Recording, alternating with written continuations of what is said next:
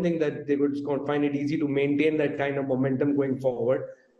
The other thing is the arithmetic of JDS plus BJP might look right, but I don't think the chemistry works at all. Just for example, Kumarasamy was in a rally with the BJP and was wearing a saffron shawl, I think, and the senior patriarch Devagowda came out and said that it would have been better had he been wearing JDS colors. So even something as small as that could be a flashpoint for misunderstanding between the two. The third thing is, you have this national narrative of the BJP that is against nepotism, dynastic rule, etc. So I'm wondering how they're going to reconcile that with pushing Vijayendra to the front as sort of the face of their party in Karnataka. You just can't reconcile the two in a national election. And like I said, alliances, whether that be with the JDS or with someone else, they don't really, vote transfers is going to be one of the major issues to watch out for in there. Ajay Alok, on Karnataka, the transferability of votes from the Janata Dal secular to the BJP and vice versa, the Congress would hope that that might not be easy. We saw in the last elections, but also the JDS's vote is typically an anti-Congress vote. It didn't happen when the Congress and the JDS were together. That's the concern. Will there be transferability of votes, or do you think, especially in Old Mysore, the BJP is now seeping the idea that it's okay to vote for the Kamal, and that helps the BJP in a 15-20 year horizon as well, build in the one region where they are weak in Karnataka? See, one thing they are conveniently forgetting, that Congress snatched almost 6 to 7% of JDS votes in the last Vidhan Sabha election, but they were not able to snatch our votes. Our votes percentage was quite the same, 36.2, what we got and what we got in the last assembly election. And JDS vote bank significantly reduced from 19-20% to 13%, and this was majority vote completely. It was minority vote which shifted to the Congress.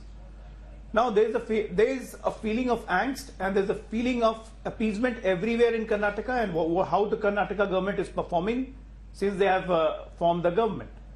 So there is a natural chemistry and a bonhomie between JDS and the BJP, and BJP and JDS combined together, we are crossing 50% mark very easily. Sir, with due regard, and with the dynamism and with the momentum of the election going on. Sir, with due regard, when you say natural chemistry, 7 months ago you were name calling each other. I mean, you were calling him a dynast, you were saying their family is corrupt, the Gowda family is corrupt. This was, all your top leaders were going to Karnataka and saying this. So, is it that you've decided, Chunav ke liye kuch bhi, forget the past, we have to win 2024? See, Chunav ke liye kuch bhi nahi. We are a political party and we have to look at the situation at the ground. And of course, when we are not with JDS, why we shouldn't highlight their problem and what their corruption issue was. The Congress will also do the same.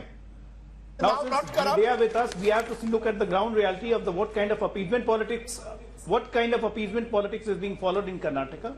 And that are they now not corrupt? My direct question to you is, JDS not corrupt now? Is JDS now no longer dynastical?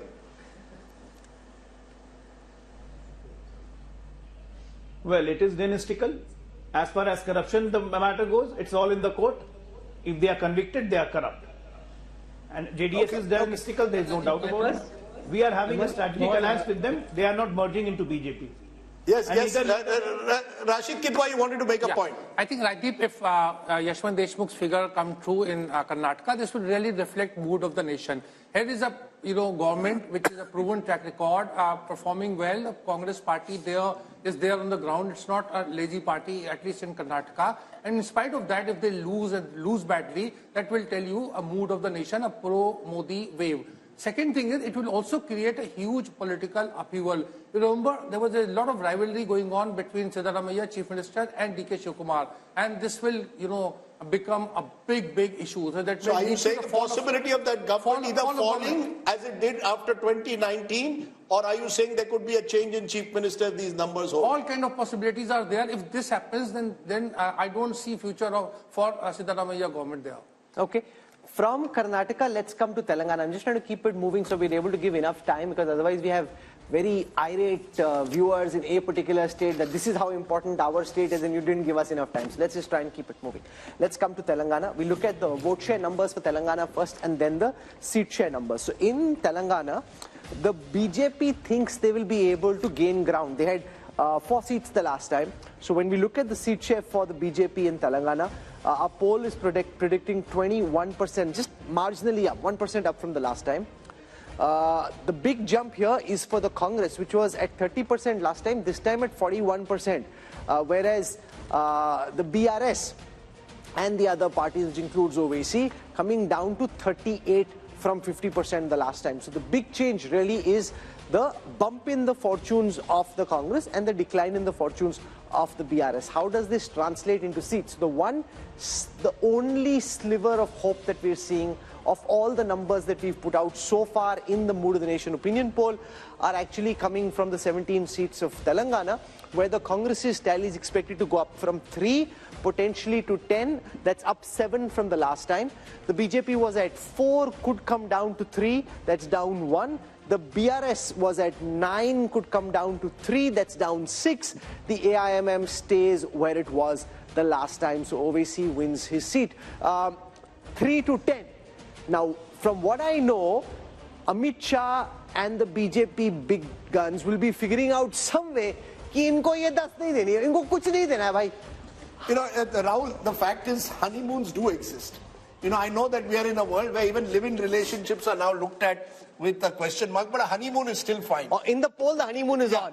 Whether it will be on in May or not, we don't know. This is the one state where at the moment, Yashwant's poll seems to suggest that the honeymoon is on. They just won an election, 2 months ago? And therefore, there isn't even enough time for any anti-incumbency as of now to build. That's the sense I get, Yashwant. Am I right? Because in the contrast with Karnataka here seems clear, where the Congress is still very much the new party that has just toppled a 10-year-old government. I think Congress is reaping benefit of the popularity of Revanth Reddy. I think what is happening here is that in absence of any national leadership popularity or popular national leadership, Congress has to now look around for the popularity of their local leaders, and this is one state where definitely the popularity of Revanth Reddy is. So why is it working in Telangana but not Karnataka? It's not working simply because we have got 2 popular contenders, and Rashid Bhai might be able to tell this, but I am dead sure that the Deputy Chief Minister of Karnataka would not like Congress to win in Karnataka in Lok Sabha election, because if Congress loses Karnataka in Lok Sabha election, that paves the way for him to become the Chief Minister. I think this is a bit unfair, because Mr. D.K. Shivkumar, and Rajdeep would correct me if I'm wrong, played a very big role even in Telangana, the amount of efforts he made there. So so far he's a disciplined soldier of the Congress. But let's be very clear. It appears one regional party is the one completely getting squeezed out here. Chandrasekhar Rao has virtually gone dormant since that defeat. That vote, the Congress seems to have captured to a large extent if these numbers hold. And the BJP has its pockets in Telangana, but has not been able to truly spread across the state. Would that be a fair understanding, Amitabh, of these numbers? Yeah, I see. In a largely bipolar national election, the regional parties tend to get squeezed out, and Telangana is one of the states. But it reveals a very fascinating insight, is that Congress, wherever is it gaining, it is gaining at the expense of regional parties, and that is the basic problem in that India alliance. It is gaining at the expense of BRS and not BJP. So how can it lead an alliance of regional parties where the regional parties have been formed out of anti-Congressism? TMC has come out of Congress. YSRCP has come out of Congress. SP has largely done anti-Congress politics. But it also shows there is no substitute for hard work on the ground, Rahul Verma. The fact is the Congress in Telangana genuinely made an effort in the last 1 year or 18 last 6 months. months. Yeah, I mean 6 months. After the Karnataka but to election. be fair, after Karnataka they got momentum, Rahul. But there was a sense that the Congress in Telangana was slowly, at least, they were there on the ground. They were more visible after Karnataka, no doubt about that, Rahul. But I think, would it be right to say that there is a lesson there? You work hard on the ground, you throw up a leader like Revanth Reddy who's able to connect, and maybe, just maybe, who knows where the future is? Telangana has been a Congress state. Indira Gandhi contested from Medak all those years ago. But at least in Karnataka and Telangana, you have a party on the ground. We all are taught this lesson from childhood, that you have to work hard to get something, right? Zameen par raho. So it's not just for politics that you have to work hard. Sometimes, see, Congress also, not just because of the hard work in Telangana, but also some of the mistakes that BJP as well as BRS made in Telangana, which gave that kind of edge to Congress in Telangana. And of course, Revanta is now very, very popular. BRS is not picking up from the defeat it faced last time, and that's the advantage they are getting. And BJP has still not been able to figure out what its Telangana strategy is going to be, unlike in other states. So are they going to make efforts as they did in Karnataka or Maharashtra or Bihar in Telangana or not? So that still remains to be seen. That's interesting, Raj Chengappa, because, you know, the BJP has also been caught in Telangana between, do we play OBC politics, do we project an OBC leader, what, you know, do we take strident anti-Muslim politics, will that take us forward? Somehow, for all the gains they made in Telangana 5 years ago, they've remained stagnant. One of the few states where they've not, you know, multiplied overnight. I think the BJP is still shell-shocked by what happened. And the way the Congress came in and snatched what they thought was their territory, because KCR was on the decline, and the Congress smartly moved in and got the prize. But I just want to make a larger point, which we did in passing reference. And we talked about, and Rajdeep, you talked about, I think this, is this whole thing that Siddaramaiah and Shivkumar came to Delhi for, and you've seen these full-page advertisements about the South being neglected, not being given the due in terms of its money that was there. I think that is a potent force as it gets along, because it's also tied up with delimitation in some senses. That somehow the South is performing very well. Telangana is one of the states. Karnataka we talked about, and yet, you know, so this kind of thing can begin to erode on the Modi wave factor. No, so it is an idea. There can be no doubt about it. But does the opposition have the wherewithal to mount it into a meaningful idea, take it down to the ground in the weeks before polling? No, I'll give you a very interesting example. Mr. Pinarayi Vijayan is in town today. He led a protest. The Congress decided not to join it because the left is their prime opponent in Kerala. So there are internal divisions. But when I asked Mr. Siddaramaiah, he said, yes, we would like to hold a convention of all the southern chief ministers soon. So they will play this card. And at least it's a card with some emotional connect. No, but it's also picho suja. It's a real last minute kind of idea, right? To be able to take this idea, build it into something big requires some time. And the other worry is... The idea to begin with, you are only 2 months away from the election. Even if you play it well, South is only 130 or 140. No, but in those states Rahul, it may do well. Rahul, can I just make a point? If in Karnataka they have swallowed the poison chalice and had to drink from that one, it is because they know that if they lose Karnataka, the BJP, the whole Modi wave that begins to shrink, because at 25 seats, it is the one that tilts decisively in terms of if moving from, say, whatever figure that they have now, if they are 303, if it starts dropping like they had last time, they lose a lot. So that is why you will see that they are so concerned. Look at they are willing to compromise, whether it is in Bihar, as we've seen, in any of these places, despite the fact that they seem invincible, the BJP is insecure for whatever reason, and it is showing up in these places. I actually don't think it's insecurity. I actually now am convinced the BJP, as you saw with Mr. Modi talking about 370 and 400, it's like pushing your troops to try and conquer what is seemingly impossible. So you say Karnataka, okay, people are saying we are going to lose there, put all your might in Karnataka. The Prime Minister's repeated trips to the South at a time when, you would have thought they would say, okay, South is an area where we will not do well, suggests that actually they think South is a growth area. So it's fascinating. Okay, so one seemingly impossible thing, seemingly impossible, but why not? When you are talking about the possibilities, if the BJP can go all the way to bring the JDS, if the BJP can go all the way to bring Nitish Kumar, why nobody is talking about possibility of BJP and BRS coming together?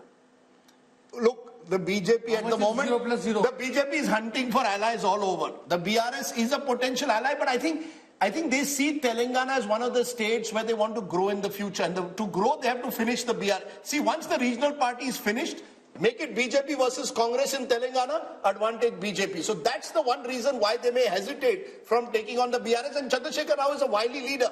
I think Kumaraswamy is desperate. Rajdeep, correct me, Raj. No, I just want to make a quick point to what you made. Yeah. The fact is that Modi came into Telangana for an election campaign and said that KCR approached him to help out his son, and so there was this talk of an alliance that was building over there. And of course, as we've seen, they've patched up with JDS. Exactly. Okay, yeah. Now Exactly. You know, The point which I Rahul, Telangana is fascinating, but we need to move on because otherwise we'll get caught in the politics of one state and then people in Andhra will start feeling bad, and that's never a good idea when you're discussing Telangana and Andhra Pradesh. So Andhra Pradesh on your screen next. 25 seats here. I look at projected vote shares first. The YSRCP of Jagan Reddy had 49% vote share last time. That's projected to come down to 41. That's 8 down from the last time. But the TDP, which was at 40% the last time, is now expected to go up to 45. Remember, we had Chandrababu Naidu meeting the Home Minister recently. Are they picking up signals which before this poll the others hadn't, but BJP obviously had its own polling on the ground. The BJP had very little vote share, it's just marginally expected to go up. The Congress had very little vote share, marginally expected to go up. But the big change there is for the first time, we are seeing the vote share of the YSRCP since Jagan led his party to power after that famous Padyatra, lesser than the TDP, a 4% gap, converted into seats. Fascinating here, very, very fascinating, because remember, Chandrababu Naidu was really given the rough end of the legal stick recently, and there's a lot of talk amongst the TDP supporters that there is sympathy on the ground there. That is reflecting in the numbers for the first time, because from 0 the TDP is projected to go up to 17. If you ask me, of all that we've seen, this is the one number that pops out of the screen and grabs my attention. You know, my sense is Mr. Amit Shah has got a sense of what Yashwant Deshmukh's poll was suggesting. Because why is it? Sanjay Kumar is surprised. He's because you've got, before I get, because you see, Chandrababu Naidu was there. clarification, Rajdeep. Yes. Is TDP only TDP or TDP plus Jan Sena, obviously. Is it Jana Sena also in TDP? But you see, the thing is that you've got a party whose leader, Chandrababu Naidu, has been knocking on the doors of the NDA for months now. And the NDA wasn't opening the door. Suddenly at the Ram consecration ceremony, you see Chandrababu Naidu there. Now Chandrababu Naidu's come back to Delhi, and apparently there are two views within the BJP. How far should you go to completely embrace him? But I think the BJP wants to be clear. They want to be with the winning side in Andhra Pradesh. And the Andhra side also wants to be with the BJP, because you need help from the center. So if these numbers are right, one of the alliances we could see in the next couple of weeks is TDP. No, but remember, Jagan is also meeting Amit Shah. So now we don't know. I'm just saying these numbers. The BJP has both the Andhra balls up in the air. They can decide where they want to go. No, the thing is that BJP cannot decide who forms the government in Andhra, because I think the real battle there remains Chandrababu versus Jagan Rahul. But with these numbers, the BJP will be tempted to go along with Yashwant Deshmukh. This is the most fascinating insight of all that we've seen so far. The Telugu Desam, where many people had started writing the obituary of Chandrababu, political obituary of Chandrababu Naidu and his party, pops out. Jagan Reddy, who so far is busy, and I'm sure he'll be watching this, so we should be just slightly mindful of what we say, busy projecting invincibility, is suddenly seeming on shaky ground. And how does this then impact potentially the assembly election, which will also be held at the same time? I think the problem what Jagan Mohan Reddy is facing, not that his own personal popularity has taken a hit. I think the problem is there is a huge number of non-performing MLAs and MPs. The anti-incumbency at the micro level. In your view, is the assembly mood also the same? Yeah, I mean that's what is happening right now. You're sure about that? Unless he changes, no, big because you don't know for sure, because this is a Lok Sabha poll. Yeah, that's what I'm saying. But do you think it indicates assembly mood also? I'm getting the indication of that same as well. Unless he changes huge number of sitting MLAs, chops the tickets and gives fresh faces, he has a problem even in the assembly. What's gone wrong for him? You met him recently. What could have suddenly gone wrong? Because this was not the situation in the last MOTN. So it's obviously changed just in the last 6 months. Look, the fact is, Andhra polls have always been closely competitive. Even when Jagan lost in 2014, it was a very thin margin, especially in terms of votes. So both sides have strong vote bases of their own. If the Kapu vote, which comes in through a Jan Sena, gives you an accretion, it helps Chandrababu Naidu. My sense is I would not write off Jagan Mohan Reddy. He's done a lot of welfare schemes. He's banking on welfare schemes, the sort of Modi model taken into the Labharti model at the state level. But there is also a sense that many of his MLAs have been distant from the voters, have either been accused of local level corruption. He's changing 60 MLAs out of 150 that he won. So there's a clear sign that he also recognizes local anti-incumbency. So I have a theory. When if it's as tight as this and the TDP is bouncing back, whichever side aligns with the BJP, potentially Amitabh Tiwari has the advantage in Andhra Pradesh. Would you agree? With one caveat before you go to Amitabh. Remember, there is a solid 8 to 9% minority vote that's Muslim, plus a large Christian vote out there. And in a way, many of Jagan's advisors have been telling him, let Chandrababu go with the BJP, it will allow you to consolidate that vote. But, so it's a gamble. Counter to that, I mean, there is another set of data which generally, I mean, I keep on mentioning, I mentioned you Punjab, Tamil Nadu and Kerala. I did not mention Andhra Pradesh in that. Even though Congress and BJP both are out of equation in Andhra Pradesh, but Pradhan Mantri Modi's personal popularity in Andhra Pradesh is way more than Rahul Gandhi's. So what I'm simply trying to say, even though BJP has no equity whatsoever over there, there are certainly emotions attached on the Congress, anti-Congress and the old fault lines that the political fault lines are. And one recent development is Jagan Mohan Reddy's sister going to Congress. Now, if from here onward, Congress gains by virtue of Karnataka and Telangana just even 2-3 points, that entire vote block is going to come from the Jagan Mohan Reddy because they share the same vote. So the Congress jump is only going to damage Jagan. See, BJP has a problem of plenty here, so it will choose whichever party is going to win more or higher number of seats. However, as you mentioned, Andhra is one of the few states where simultaneous elections already take place. And generally what happens is that whatever is the result in the Vidhan Sabha election is reflected in the Lok Sabha election. Andhra 2014-19, Telangana 2014, Odisha 14-19 and Sikkim 14-19. So this could be reflective also of the YSRCP facing pressure or anti-incumbency even at the local level. I can tell you one thing very clearly. Chandrababu Naidu is going to be on India television very soon. The TDP already picking up these numbers. They are flying with them. This, frankly, Rahul Verma, is the first piece of good news they've had for a party. And I think this is where legal overreach always is double-edged. You think you're killing your enemy. It can potentially create sympathy and can help your opponents bounce back. Again, something you should know, right? Anyone who is in politics knows this. But then politicians also are humans. They have egos, they have anger, right? And they, in their overreach, try to do something which may backfire. So we don't know whether the TDP's gain are actually coming because of that legal overreach. This might also be happening because Congress might be gaining certain votes, which is coming from Jagan's party. And no, but that's overhyped. From 1, if they're going to 3, that's only 2% up. You can say it's 2%. The Jagan Reddy is losing 8% vote share. Only 2% the Congress has got extra from the last time. So remember, Jagan Reddy's graph at this moment is very clearly coming down. That's what this data represents. There's no running away from it. And Chandrababu Naidu would be doing a bit of a dance right now, Sanjay. But BJP's overtures towards Chandrababu Naidu also reflects, the BJP and Prime Minister Modi. He wants to get a foothold in southern India because, you see, if he's comparing himself with Jawaharlal Nehru, with Indira Gandhi, with Rajiv Gandhi, with this Congress Prime Ministers, you cannot be a Prime Minister of India and, 100 but it also shows, out of his bounds. But it also shows flexibility again. Here is a leader who 5 years ago tried to lead the opposition charge against Prime Minister Modi, spoke angrily against the Prime Minister. Nitish did the same.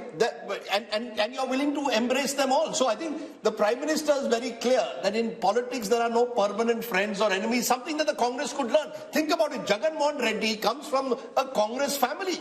What stopped the Congress in all these years from making at least one solid overture to him to try and embrace? What do you do instead? You send his sister to contest against him, which clearly for him is a red rag. You've actually, according to which he said in the interview to us, you've divided my family. So any question of his him, family is already divided. No, 1 minute. What stops the Congress? It's been 15 years now almost since Jagan left. You could have made an ego. There's a difference. Yes. No, my point is the Home Minister often says, BJP is ready to make that extra step of flexibility. Because the Home Minister often says, and the Prime Minister believes this, that power में होंगे तब अपनी ideology को हम implement करेंगे ना power में ही नहीं है तो कैसे implement करेंगे? Whereas Rahul Gandhi says power is poison. I think that is the fundamental difference. Rahul Gandhi says power is poison. Rahul made a very good point. You see, an ideological party. BJP claims to be an ideological party, but is a party of power. The Congress claims to be a party of power, but is now under Rahul Gandhi trying to become a party of ideology. That I want people who are going to fight the RSS, come what may. So you've got a remarkable shift where the BJP wants to be the party of the other. And the other But Rajdeep, there's a very big difference. Yeah, everybody knows what the BJP's ideology is. Half the congressmen don't know what the Congress's ideology is. They don't agree on the same ideology. Rahul, so that's the reality. Let's also admit Congress does not have ED. Sorry? Can I Congress does not have ED. Sure, the ED is a factor which we will discuss, of course, but that's a separate factor. One small point about TDP. See, Yes. even in 1999 and in 2014, TDP only came to power when it aligned with BJP. So TDP never That's the came point to I power was trying to on its own. So TDP has never won an election. that's a very remarkable point, Rahul. Thanks for putting it, because in 1998 election, in the undivided Andhra Pradesh, BJP on its poll almost 20% votes, which forced TDP to join hands with BJP, and he swept again in 1999. So he made a very remarkable point. But can I make a distinction? Can I make a distinction between Chandrababu Naidu and NTR? NTR had the power to win on his own. Chandrababu Naidu, when he took over the party, was not able to do that. That's the difference. Chandrababu Naidu has needed an ally. NTR did not need allies. That's true. But every time he has won, he has come along with the alliance of the BJP. TDP 2 months ago was thinking of joining the India Bloc Alliance. After the 3-0 drubbing, it has again changed its mind. So the regional parties, Hawa Kidhar Beh Rahi Hai, are very cognizant of this. And there's another little piece of trivia, Rahul.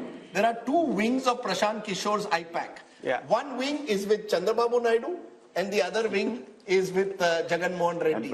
And a few weeks ago, Prashant Kishore was allegedly on a flight with Chandrababu Naidu or his son, and all speculation sort of arose in Andhra. Is he going to now align with Chandrababu Naidu? He says he's not. But if these numbers are true, he clearly knows who's on the winning side. Jagan didn't give the NOC. But are you surprised with these numbers? Are you surprised at all with these numbers, Sanjay Kumar? No, about Andhra, we are all discussing TDP and YSRCP. But we are not discussing Janasena. I think Janasena is very important. If you just pull out Janasena from the TDP How much alliance, is the Janasena vote? It's roughly about 4.5%. But if you pull out Janasena from the TDP, then Jagan Mohan Reddy is back in the game. That is so sure. And it is a situation like Bihar. Nitish Kumar at the center. There are two other players. You know, like RJD and BJP on one side. Whichever side Nitish Kumar goes, that party gets. But it's fascinating. It is a fascinating verdict. I want to go across now to Tamil Nadu. And Tamil Nadu is the one state where the UPA or the India alliance, at least at this moment on the surface, looks settled.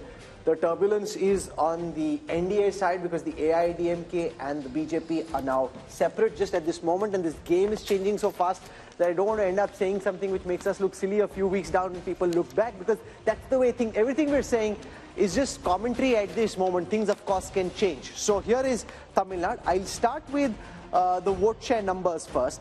So the NDA projected to be 15% vote share. The India Alliance from 53 to 47. This is largely the DMK and the Congress and some of their smaller allies. Now you've got the AIDMK in the others, which is now expected, the others together are expected to be 38%. Let's look at seats. Yes? Also, then a lot many smaller groups are there who are not yet aligned. So we do not know which side will they be in. So a lot of this AIADMK on its own is hardly about 30% at this point of time. So 8% are the others, 30% is the AIDMK. Okay, here is the conversion into seats. Now again, the second state where there is some good news for the opposition alliance, because like in Telangana, this time of course is the India Alliance. They had 38 seats the last time, expected to go up to 39 this time. The BJP, while it may gain vote share, not expected to win seats in Tamil Nadu, and the AIDMK had just one seat, that too could come down to 0. So Tamil Nadu looking strong.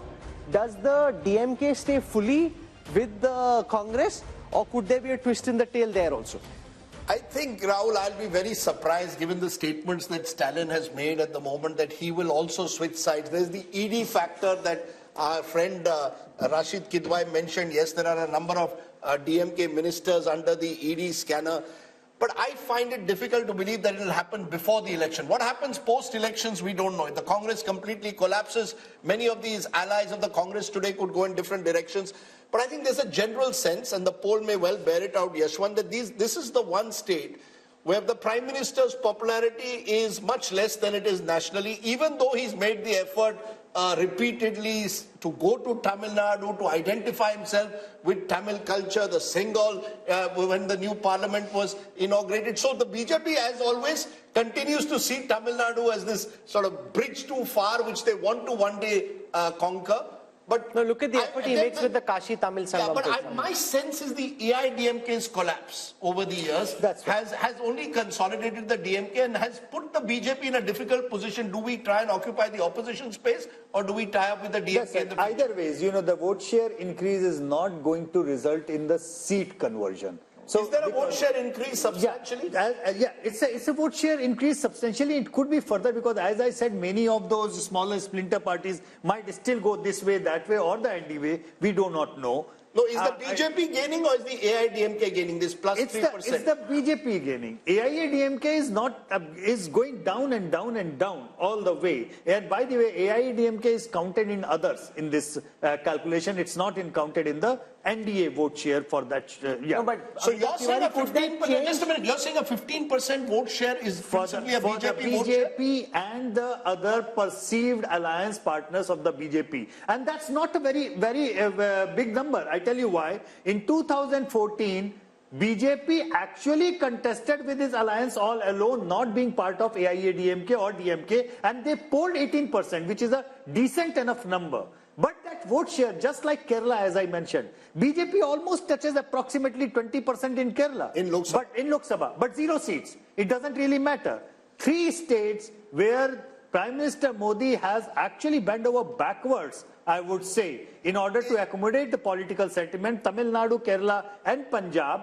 The gap is reducing. They are having a growth of organic level, I would say, but unlikely to convert into seats. Rahul, is there any possibility there's a buzz that the Prime Minister could contest from Kanyakumari as a second seat? No, so there's a buzz that, you know, he wants to bridge the north-south divide himself. 1 seat in the north, 1 seat in the south. Possible? You know, but Rahul Gandhi also showed some sense of weakness when he picked Wayanad.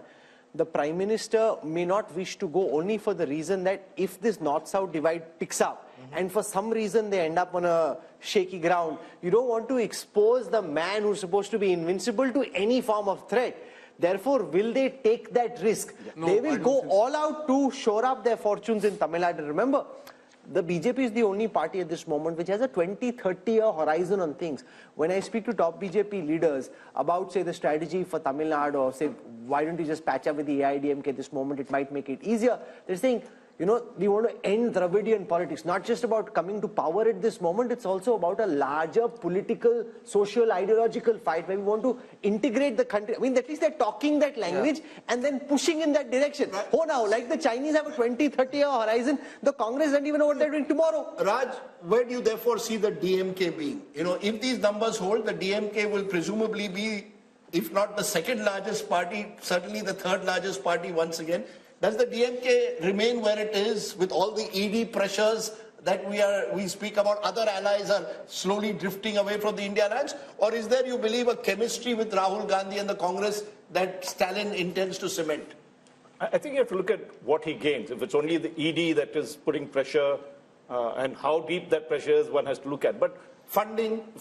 Yeah, but fundamentally, Tamil Nadu doesn't believe in this one nation, one party, one nation, one language. So there's been that protest going on from the 60s. The more the BJP tries to emphasize all these things, and let's not forget, Prime Minister Modi had, you know, as part of the temple run, went right down to Tamil Nadu and did 2 temples out there to assure them that, look, we care as much not just of the Ram Mandir, but all your tradition and culture. So at the moment, I don't find the reason why Stalin should be switching unless there's some inside information. No, also, given the comments that Udaynidhi Stalin has made about Sanatan Dharma, I presume the BJP can't be then seen to be embracing them right away. Yeah, and the Tamil culture and the fact that anti-Brahmanism had ruled for, and continues to in many senses, it's going to be difficult for the BJP. It'll get this 10-15%.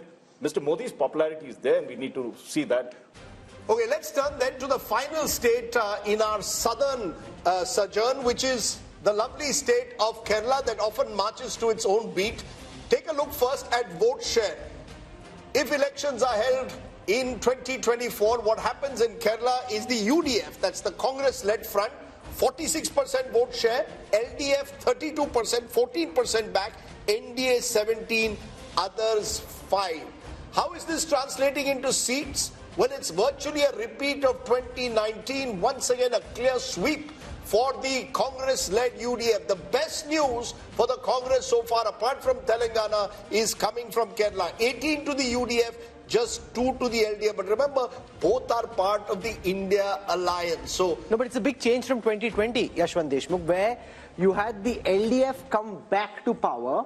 Now you've got, for some reason, very clearly in a Lok Sabha context, anti-incumbency against the left and very strong pro-incumbency against the Congress. And if Kerala was India, Rahul Gandhi would be Prime Minister. Absolutely. If Kerala was India, Rahul Gandhi would have been not only the Prime Minister, he would have been a Prime Minister with Rajiv Gandhi kind of majority.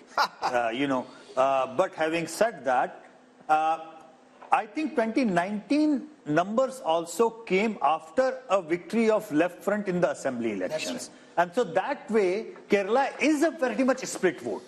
Because they are voting for assembly level separately and Lok Sabha level. No, but what explains that vote, Rajdeep? You know, it's very interesting. A few days ago, Kerala left leader told me, why does Rahul Gandhi have to contest from Wayanad? Can't he choose any other part of the country? We are his staunch allies in the India alliance and he's coming to take us on in Wayanad. So I think there again, people... He looks like a strong force in Kerala. No, so therefore, you see, the Congress is seen as a national party in Kerala. The left is seen as the regional party of Kerala. Mr. Vijayan is seen as the prominent chief, the #1 neta of Kerala. There may be anti-incumbency brewing against him also after 8 years in power. But I think the main reason is the belief that the Kerala voter sees the Congress as a national alternative to the BJP. GVL Narasimha Rao is now with us. GVL, the BJP was trying very hard on its own through the RSS to win something in Kerala. Yashwant's data suggests it's a bridge too far for this election. No, I think we are very confident of winning some seats. I will not say we'll be a big force in this election because Kerala doesn't, election to election, the swing is not more than 2% or 3%. Kerala is a state that moves very slowly. But certainly in this election, we are confident of winning. And what about Andhra Pradesh, where the Home Minister and Naddaji met both with Chandrababu Naidu, also meeting with Jagan Reddy? What's cooking there? I think these are political meetings that happen during election time. But certainly, no, I think you won't, until anything is final, I think you will not know. So you're flirting with both parties essentially? No, we have got support from both the parties as far as parliamentary strength is concerned. But as far as elections are concerned... But Naidu betrayed you. Would you take him back? I think these are decisions that party will take at the highest level. You come from the state, it's your patch. No, but these are political calls. That makes it even more difficult for him to commit because it's his own patch. Rahul and Rajdeep, you see, there are no emotional decisions here. Political decisions are always based on wisdom, political wisdom and political sagacity. Because you accused me, you made some comment against me, or you called me names in a rally, therefore I will not tie up with you. That's college level politics. Can I just take it around this table though to ask that since we spoke of college level politics and Kerala's strong student movement, how many people on this table believe that Rahul Gandhi made the right decision by choosing Wayanad, or was it escapism? Did Rahul Gandhi escape from the reality of trying to rebuild and revive his party in UP by going to Kerala? Is that a mistake? Or is this a pragmatic decision to stay on in the Lok Sabha? Who wants to go? I think it was a pragmatic decision, and Rahul is very comfortable. If you see his, even Bharat Jodo Yatra in Kerala, whatever he was doing, talking, indulging in all kind of activities and all, he was very comfortable. He was what he is. So but you can't win India by becoming the Prime Minister of Kerala. To take off from what was just said, that you've got to, instead of investing in rebuilding the party in the north, you're building your base in Wayanad, where your principal opponent is your India ally, the left. Rajdeep, yes, but these are not easy decisions. It's like, Prime Minister Narendra Modi contesting from Tamil Nadu. I don't think so. I don't think Prime Minister Modi believes or his party believes in any kind of bravado. No, but Rahul could have taken Telangana, he could have taken Karnataka. Why take Kerala, the one state where your ally is from your India alliance? Well, that would be a choice if he Is this KC Venugopal telling him take a safe seat, Wayanad, large minority population? And that also is seen as a factor. You're choosing a seat with a large minority population. It gives the BJP, and they did it in 2019, that you only want to contest a seat with a large minority population. Rajdeep, what are you saying? Are you saying minorities are not, they're also as much as Indian, they're not Bangladeshis? Sure, but it gives the BJP an opportunity to play on the seeming weakness of the Congress. That the Congress is only relying now on the minority vote. No. Given a chance, I think the BJP would want to be very comfortable with minorities simply because they are also, bona fide voters governed by rule of law, constitution. Okay. Rahul Verma, you agree that Rahul Gandhi did the right thing by picking Wayanad? Depends on what the right thing means, right? Like if the right thing is just about getting a Lok Sabha seat, perhaps yes. If he thinks he can revive or make the party very, very strong in South, that's also right, as Rashid is saying that in southern India, and even this poll is saying that Congress is actually gaining in South. No, not in South, only in Kerala. Where in the South? In Karnataka, BJP is doing well. In Andhra Pradesh, the TDP and the YSRCP. In Telangana, Congress is doing well. In alliance with DMK, in Tamil Nadu, they would do well. So in that sense, it's not a bad decision. I think, should he look towards South as well as build the party in North? That's what a leader is supposed to do. Modi campaigns in North and South and East and West, right? If you want to be a national leader... I think one of the key reasons, one-liner I would say, he lost Amethi because he went to Wayanad. Yeah, well, what I was told is that they saw their polls in Amethi suggesting a very tough fight, possibly losing. They looked for a safe seat in the South and picked Wayanad. So it was almost like some kind of security which Rahul Gandhi was offered. That no, but imagine if he's your main batsman and he's looking for a safe position. Which is my point. You see, this is precisely my point, Rahul, that I would have, if you wanted to choose South, choose Karnataka, for example, a state. Where did Indira Gandhi go? Indira Gandhi went to Chikmagalur, went to Beda. What is the safe seat for Karnataka, Congress in Karnataka? No, safe seat. I have no doubt that there could be potentially safe seats, including potentially Chikmagalur. But look at the projected vote share and seat share of the South, because, Rahul, I think it shows the exact opposite of the North. The vote share in the South, as per the Mood of the Nation poll, NDA 23%, India 41%, others 36%. How does it add up in seats? NDA 27%. That's just a small dip from last time. Remember, BJP got 29 out of 130. India 76%. Slight up because of Telangana, others 29%. But basically, you really have two Indias politically. You have the BJP dominant in North India, and you have India Alliance doing very well in South India. So whether we like it or not, there is a South-North political divide in this country. What implication that will have with delimitation is going to be a big question in a couple of years from now. Couple of years from now. At this moment, we are focusing on what is the mood of the nation.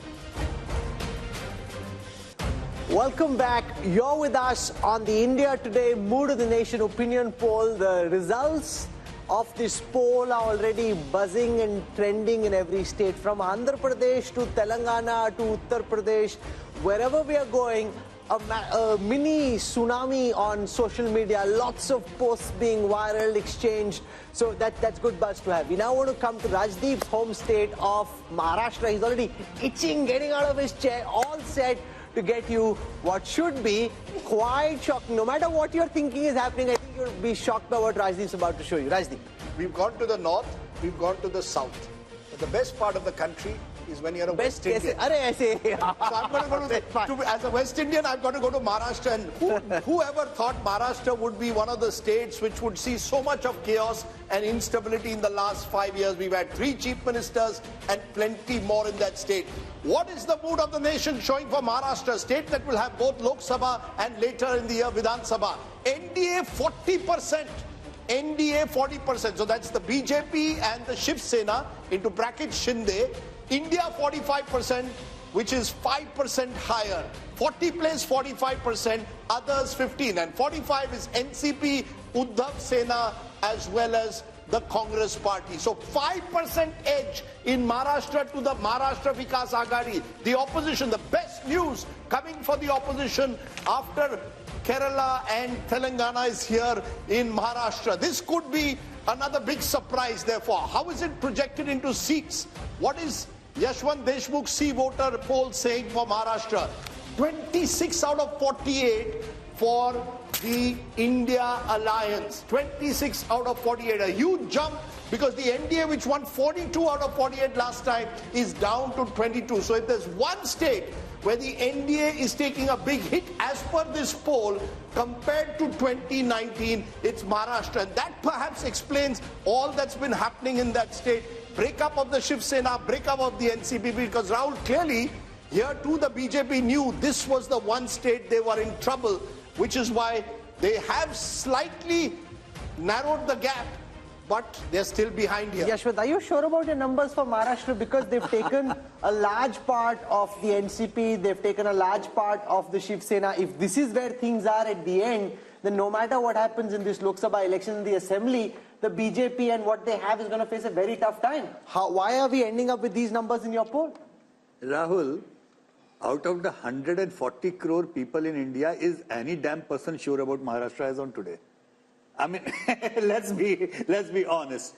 People are confused, not just because of the previous mandate, the current mandate, people going here, people going there, parties being split, and now the symbols are with the people who did not form the party and with somebody else. So having said that, it's a maha mess. It's a maha mess. It's not Maharashtra, it's maha mess at this point of time. And let me do a health warning as well on these numbers. Number one, on the voting intent, we have been asking for individual party and leader, Rahul. Which party or leader you are going to vote for, and then we have summed it up like, Uddhav Thackeray plus Sharad Pawar plus Congress and Shinde plus Ajit Pawar plus BJP. But what we do not know here, who is contesting from which seat and who is going to contest against that person from which seat, which party.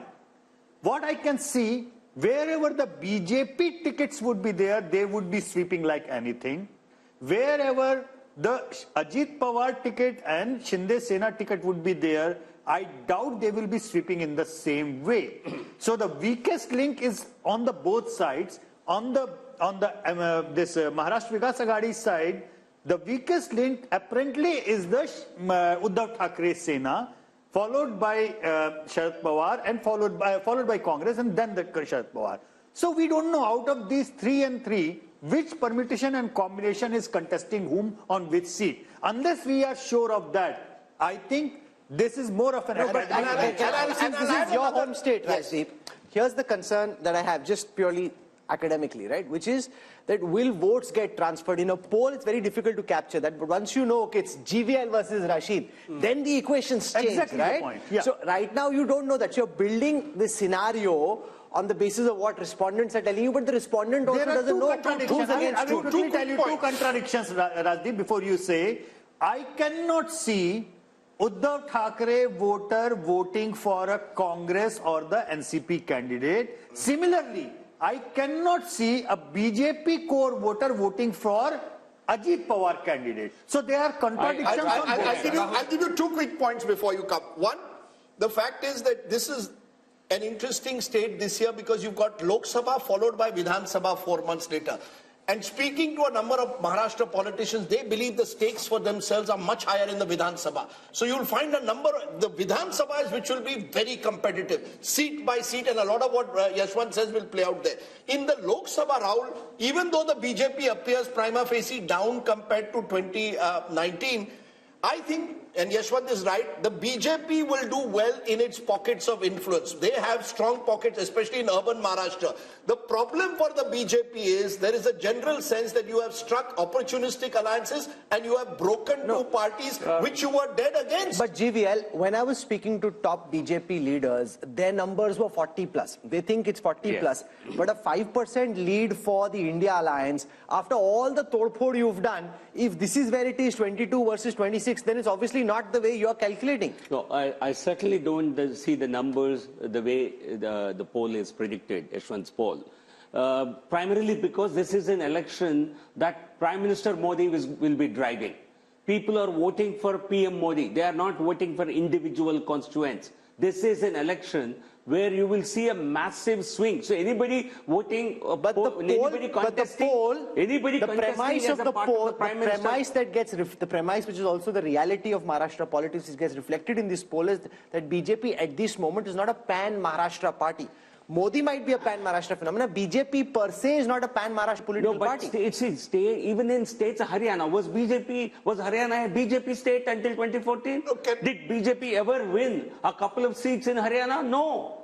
But once Modi is on the scene, Prime Minister Modi ji, he is one who will drive the entire vote. It's happening elsewhere, Please give me the popularity ratings, because that will give me an indication. Can I just explain? If you have those numbers. No, look, last time the BJP contested 25 seats, the Shiv Sena 23. And the BJP and Shiv Sena did extremely well, winning 42. Now what's going to happen is the BJP is going to put pressure on both the Shinde Sena and the NCP Ajit Pawar group to contest less. And the BJP will look to contest at least 30 and divide it. The Ajit Pawar's party is happy not to contest Lok Sabha. Their energies are on Vidhan Sabha. Similarly with Shinde Sena. So that might actually mean the BJP could contest more in the Lok Sabha. I think the worry is that there is genuine anger against the way governments have been broken, fallen on all sides, towards all politicians. So I think you will find Vidhan Sabha becoming a real battleground. Yes. Lok Sabha, yes, the Modi factor does play out. Sharad Pawar clearly is weaker in a Lok Sabha election at the moment. He may not even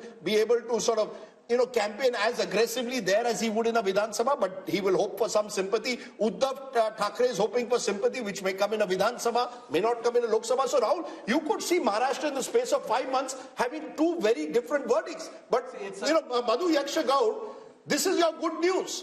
If there is one state where you need to perhaps invest more attention in the next few months is Maharashtra. And the feeling is typically the Congress is not seizing the opportunity. You're missing the opportunity to miss an opportunity. Many of your leaders are leaving, joining Ajit Pawar's faction. Milind Deora left to join Shinde Sena. Today, Baba Siddiqui, your MLA, former MLA from Mumbai, has left, is likely to join Ajit Pawar. So you're not holding on. You're the Kamzor Kadi. Hopefully, your predictions may hold on to the leaders who are planning to leave, Rajdeep. But having said that, this has been expecting in Maharashtra, Rajdeep. I think various projections and studies we have done. And we've been very hopeful on Maharashtra because of this third port, what Rahul says. It's not helping with the people's mood. Secondly, I give this credit to Prakash Ambedkar also joining INDA group can help also the Maharashtra Vikas Agdi to win more seats. Rahul, how do you explain these numbers? The fact that you've got what seems on paper a strong alliance now with Ajit Pawar there, Shinde there, the other parties seem weakened, but they still have a 5% lead in this poll. So, with lots of caveats, because no one knows what's going to happen in Maharashtra, but if our thesis is right that people in Maharashtra are unhappy with the way parties have broken alliances, then the expectation would be that the turnout is going to get depressed, which means it depends who has the more cadre on the ground. So it doesn't matter where Ajit Pawar has gone or Uddhav Thackeray has gone. Who has which of these groups actually got the cadre on the ground? In a depressed turnout scenario, cadres on the ground will make sure that your core voters turn out and that group will have advantage. Your sense, Amitabh? See, actually, it's a khichdi. So, nobody knows which party has the vote.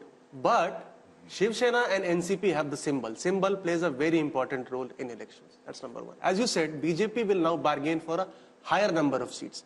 So it will be able to win more and also transfer its votes to the SHS and the NCP candidates. Now it depends upon how much they have. However, the bad news for the India Alliance is that Congress becomes the #1 party of this India bloc, because it is the largest party today in the Vidhan Sabha and it will demand for the highest number of seats.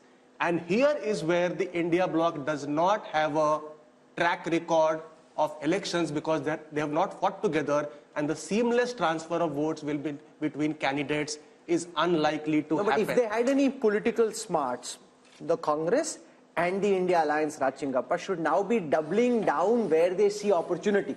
Maharashtra, instead of frittering precious ammunition on states which are fallow ground, they should focus on where the land looks politically fertile for them. The problem is that's not how they're thinking. BJP is going state by state, seat by seat, candidate by candidate, plucking, and the Congress is trying to do some kind of an ideological revolution. At least Rahul Gandhi is attempting some kind of an ideological revolution here.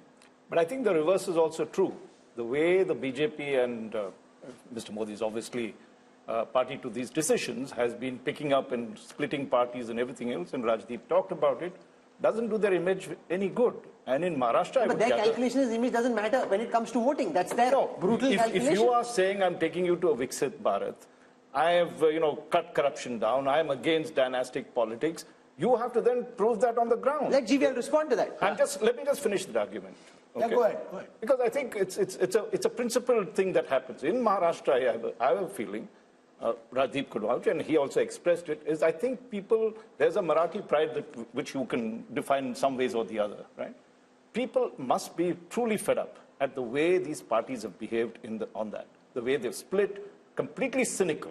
How do you explain that when you want to take this nation to greatness and you're playing let dirty GVL politics? respond to that. They see people are very, very practical. Let me put it this way. People have great trust in Prime Minister Modi.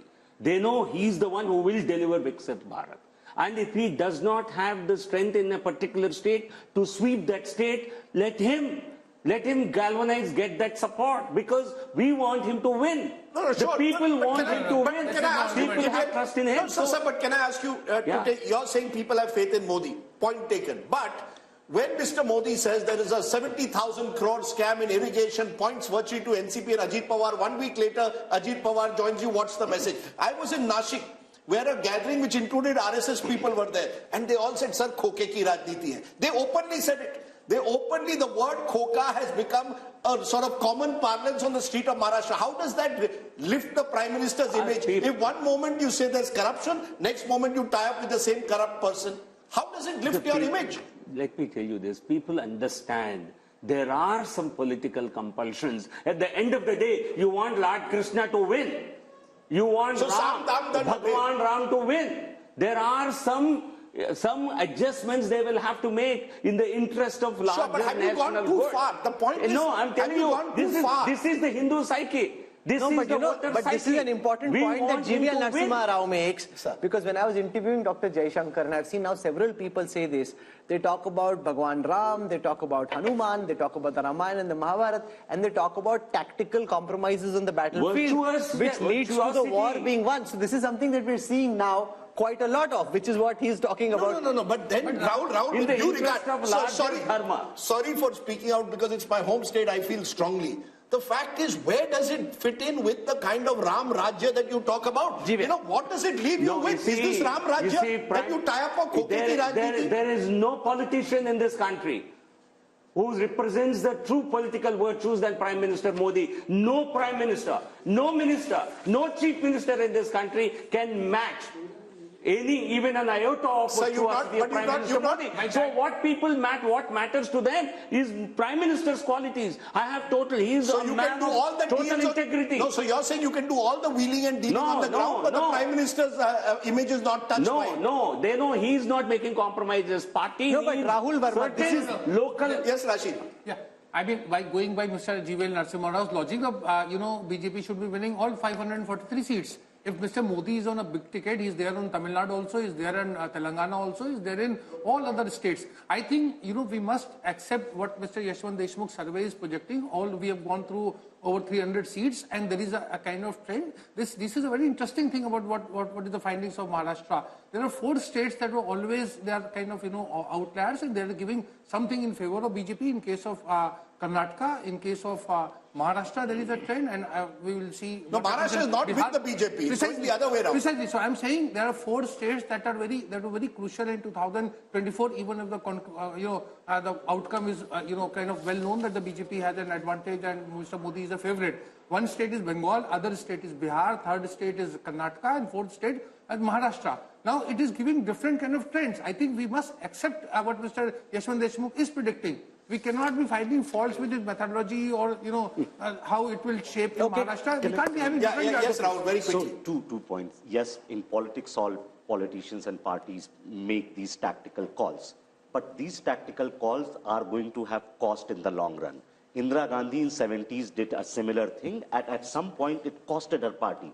Maybe, perhaps, when Prime Minister Modi is around, it won't cost. When he's not around, it may cost the party. So all parties face that cost. Second, throughout the survey, and Yashwant ji has to correct me on this, I have not seen a single state except the smaller ones perhaps, where BJP is gaining votes from 2019 numbers. They're gaining seats. Even in UP, the votes are not basically... They've got a slight bump, 53%. Yeah, so 51, 52. So in that sense, like in North, like there are no big gains coming in terms of vote share, and even in South and West. So I think where perhaps Mr. Narasimha Rao can explain us that why, despite everything in these 5 years, BJP is not being able to... You know, and the interesting point about Maharashtra... No, but I'm a little shocked by his argument. Listen, remember also that you are dealing with 10 years of being in government. Sure. Look at Biden after 4 years. Look at Macron. Look at Trudeau. Here's a man who's been in power for 10 years. If he can retain his historic numbers, that by itself is a superlative performance. I think, Rahul, the point that you made about the 2 point or less, like somewhere they were leading by 60 points, now they are 58, 2 points. I understand your point. But what I learned from the experiment and result of Madhya Pradesh is that eventually it will be relative turnout, which will be playing 3-4% of jump just out of nowhere for the BJP, just by virtue of their supporters being more excited about going to the polls and Congress not being in a position as organizationally and resource-wise to pull their supporters.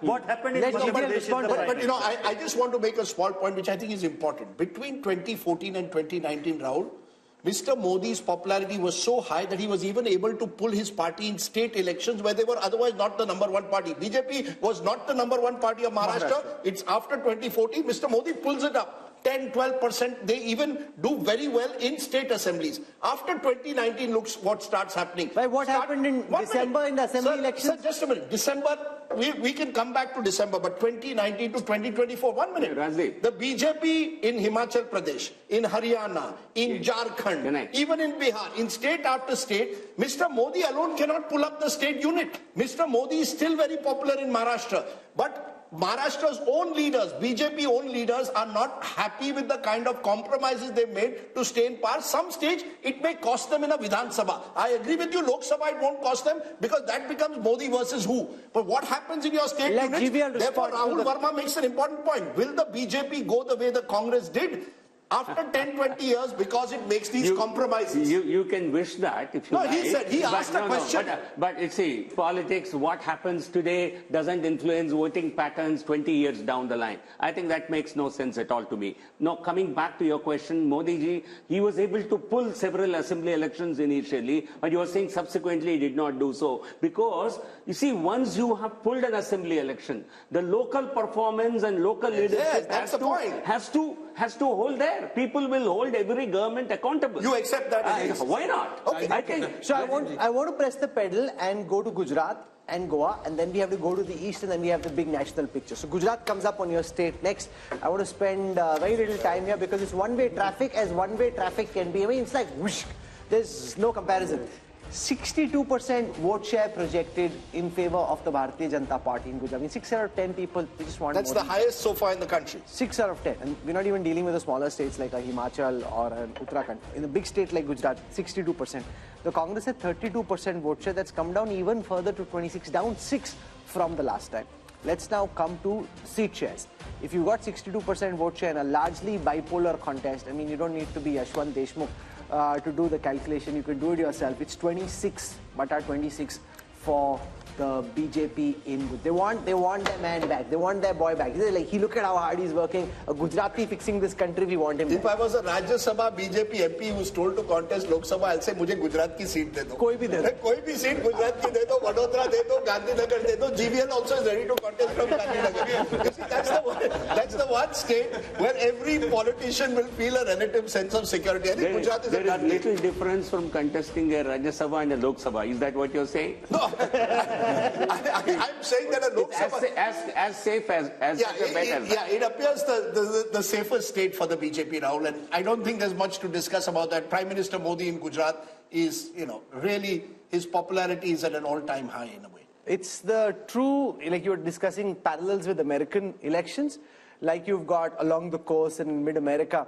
this very clear divide between Republican Democrat states. This is as Republican in Indian context as Republican. And you know, GBL made a point that don't look at what happens 20 years from now. But I just for a moment want to pause because one of the first elections I covered was 1990 Gujarat. And at that time, the BJP had to back the Janata Dal Gujarat of Chimanbhai Patel to prop him up to form a government. See where we've come 35 years later. We look at events today. If you make mistakes today, you pay a price for it 20 years from now. That decision of the way the Janata Dal Gujarat was eventually, the Congress propped it up for a while, destroyed the Congress in the long term in Gujarat. The Congress replaced a chief minister who had 150 seats in Madhav Singh Solanki. Can you imagine? Well, one of BJP the very replaced Shivraj Singh Chauhan. No, but 150 seats, BJP replaced Shivraj Singh Chauhan with Modi as the dominant figure. That time, Rajiv Gandhi could never really sort of lift the party. But Rajiv and the Congress didn't think so.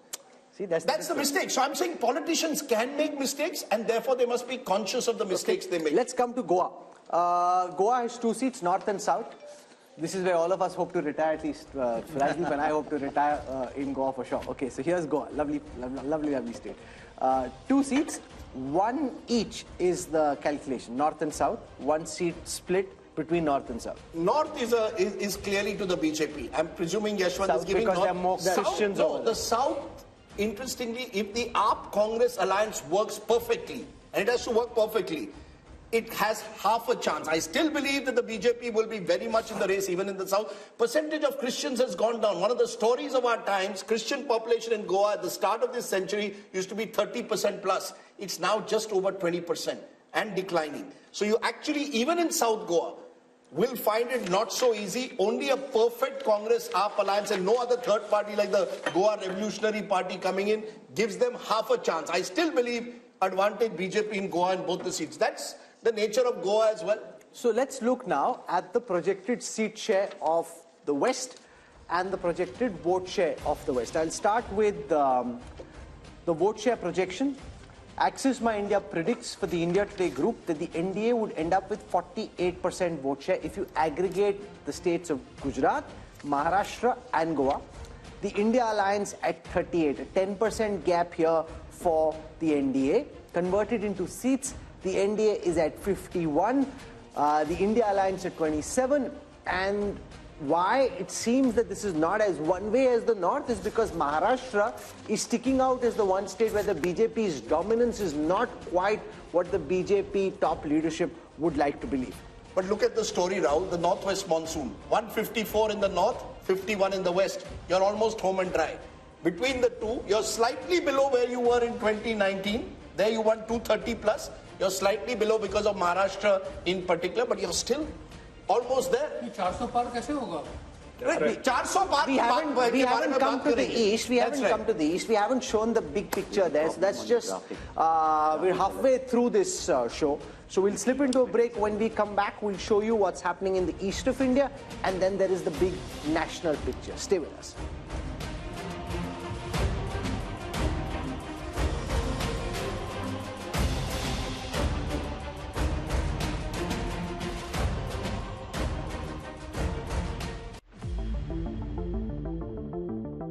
Hello and welcome, I'm Sahil Joshi. Now I'm at the Mumbai seafront. You can see here the Mahim Fort and also the Bandra Worli ceiling, the most iconic locations in Mumbai. Because the people have reposed confidence in Bharatiya Janata Party and NDA. And Eknath Ji Shinde has done what the people wanted. People wanted Shiv Sena and BJP together as we have been together for 25 years. It is only the MLAs who have defected. It is not the people who have defected. How is Ajit Pawar like-minded party with the BJP? We see it worked in line with the expectation of the people, and that's why we are confident of our victory. If you are so confident about 370 votes and 400 for NDA, why do you want all other alliances with you? Why do you want all small parties with you? वो washing machine से धुल गए, ये कमल detergent में सब धुल जाते हैं. We are shifting our focus to Gujarat. Confidence in the people's mandate is very, very certain. The youngsters have come in and they have taken the major positions in Gujarat. I feel things will be very different. In Gujarat, if you ask any Congress leader, but they are all demotivated in Gujarat purely because they know they are going to lose. Election of 2024 will be an election of Modi versus Mudda. Our phones are buzzing, multiple politicians, their well-wishers, supporters across states calling, wanting to know something on the site. There's no sideshow happening. If you want to know what the numbers are, stay tuned to our coverage on India Today as we take you through state by state, region by region, and then finally the national big picture. We want to come to the fascinating state of Bihar, where Nitish Kumar's U-turn has made things very topsy-turvy and very exciting, which is also why the Mood of the Nation poll had to do extra polling to be able to capture what's happening in Bihar. On your screen right now are the vote share numbers for Bihar first. 53% is what they had in the last Lok Sabha elections. They're projected to be at 52, but there is, on the surface, it seems not much has changed, but so much has changed internally because the JDU, which was earlier with the India alliance, has now jumped over, which is what kind of keeps the BJP-led India alliance where it was. The India alliance was at 31%. That's expected to go up to 38%. Let's see how this converts into seats. For the first time now, on your screen, the Bihar projections on the 40 seats of Bihar. Yashwant Deshmukh and his team at C-Vota are predicting that the NDA could end up at 32. Remember, apart from Kishanganj, they had 39 out of 40 seats the last time. They're expected to come down 7 this time around. The India Alliance, which had only 1, expected to go up to 8. So just imagine, Rajdeep, if Janata Dal United was actually here, BJP was staring at bigger losses in the orange column, and the India Alliance was looking at bigger gains, which is what explains that somersault. You know, the fascinating aspect is that when you went to Uttar Pradesh, the BJP is holding its own. The moment you've gone into neighboring Bihar, even though the BJP has now struck an alliance with Nitish Kumar, gone back to its own party, it's down compared to 2019. In fact, if you look at the BJP overall, except for Uttar Pradesh, none of the major states are seeing a major jump for the BJP. In Bihar, so that's what makes Bihar very interesting. No, but because this happened so close to your poll, does your polling account for the full impact of Nitish coming back to the BJP? Not really. I mean, because we had to do a snap poll and see what kind of impact it was. We could sense 2 major things. Number one, yes, there is almost like 8% arithmetic jump, you know, from the India faction to the NDA, just by moving JDU supporters to this side to that side. Which could also mean that Nitish is now worth only 8%. Yeah, exactly. This is one of the points, which is like, instead of 16% which he polled in 2014, his core vote looks like more like a 8% kind of thing. Number one. Number two, we still don't know who is contesting how many seats. You know, and please remember, even Paswan's party is split into 2. So we have just taken in whatever the seat allocation was there in 2019 as our base one. And we realize that the probability of JDU tally going down even within the part of the NDA is quite significant. Which means last time they contested 17, won 16, but they could even very well come down, crashing down to single digit. So what this means is that in the overall, yes, JDU did a wise thing probably to come back and, you know, safeguard their own thing. But if the NDA needs to pick up its tally, probably BJP needs to contest more seats because there is a significant anger against the JDU, not just among the RJD supporters, but even in the BJP Tiwari, supporters. you come from Bihar. Does this poll account for the potential winning bandwagon effect? The fact that if voters in Bihar think that this is a Modi election, a BJP election, then they may more likely than just at the time of separation choose to go along with the NDA. That is most likely to be the case because, as Yashwantji is saying, BJP is likely to contest on a higher number of seats, give lesser number of seats to JDU, which is facing a decline in its support base. But if you see, both the parties were at 37% vote share. 15% is the Modi premium because JDU was with BJP in Vidhan Sabha elections. So the Vidhan Sabha elections, when it factors into account the Modi impact, is 15% straight away. So, but with this swing of 8% from Mahagathbandhan to NDA, what would have been the result? It would have been 46-42% in favor of... The result would have been just bang opposite. So again, BJP being a practical or a pragmatic party clearly saw that there would have been significant losses in Bihar. The guy who won't like this U-turn was not is being Nitish done. Kumar. If he thinks he's worth Rahul Verma only 8%, that just shows how, like the BSP in Uttar Pradesh, like the JDS in Karnataka, the JDU seems to be a very diminished force. Yes, absolutely. And I hope Nitish Kumar realizes it. And Nitish Kumar perhaps understands that he's diminishing and he's still trying to make most of it. But with this 8%, he's still chief minister. No, the most valuable 8% you can have. So think of it. Since 2013, he knows that he's declining. But what he knows that without him, no government can be formed till at least till 2025. And he's making most of it. He's basically, he goes with, so he's one of those politicians where he's being opportunistic and ideological at the same time. He joins RJD, gets his caste census done. Comes to BJP, does certain other things. So he's trying to make most of it in a very, very small... But look at, maybe the BJP looked at Yashwant's last Mood of the Nation poll. And there were 3 states where the BJP was in clear trouble. There was Bihar, there was Karnataka, and there was Maharashtra. What did they do in Maharashtra? They broke the 2 major parties, Shiv Sena earlier, then the NCP. In Karnataka, you went and tied up with JDS, brought back Yediyurappa into the fold through his son. And in Bihar, you've got Nitish Kumar back into the fold. I saw this photograph in the morning papers today, Prime Minister shaking hands with Nitish Kumar. And I just wonder, what makes politicians tick? Here are 2 people who've attacked each other personally at various stages. Nitish Kumar refusing more than a decade ago to even share a stage with the Prime Minister. But all is fair in love and politics. And I come back to it, Rahul. The BJP has shown itself to be a party of power while claiming to be an ideological party, and the Congress has done just the reverse. No, but I don't agree. Once they're in power, they're ideological. In their logic is, they've scrapped Article 370, they've brought India the Ram Mandir. Sure. What other proof do you need of ideology? No, I'm not saying the ideology is diluted. Yeah, UCC has come about in Uttarakhand.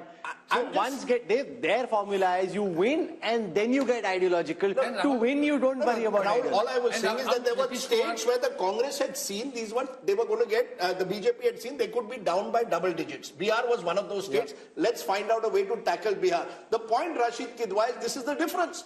You see, I got a call just now from a UPA leader. Please show me which are the states where the BJP is growing. I said it's not about the BJP growing but holding its own. And they've held their own by strategic politics.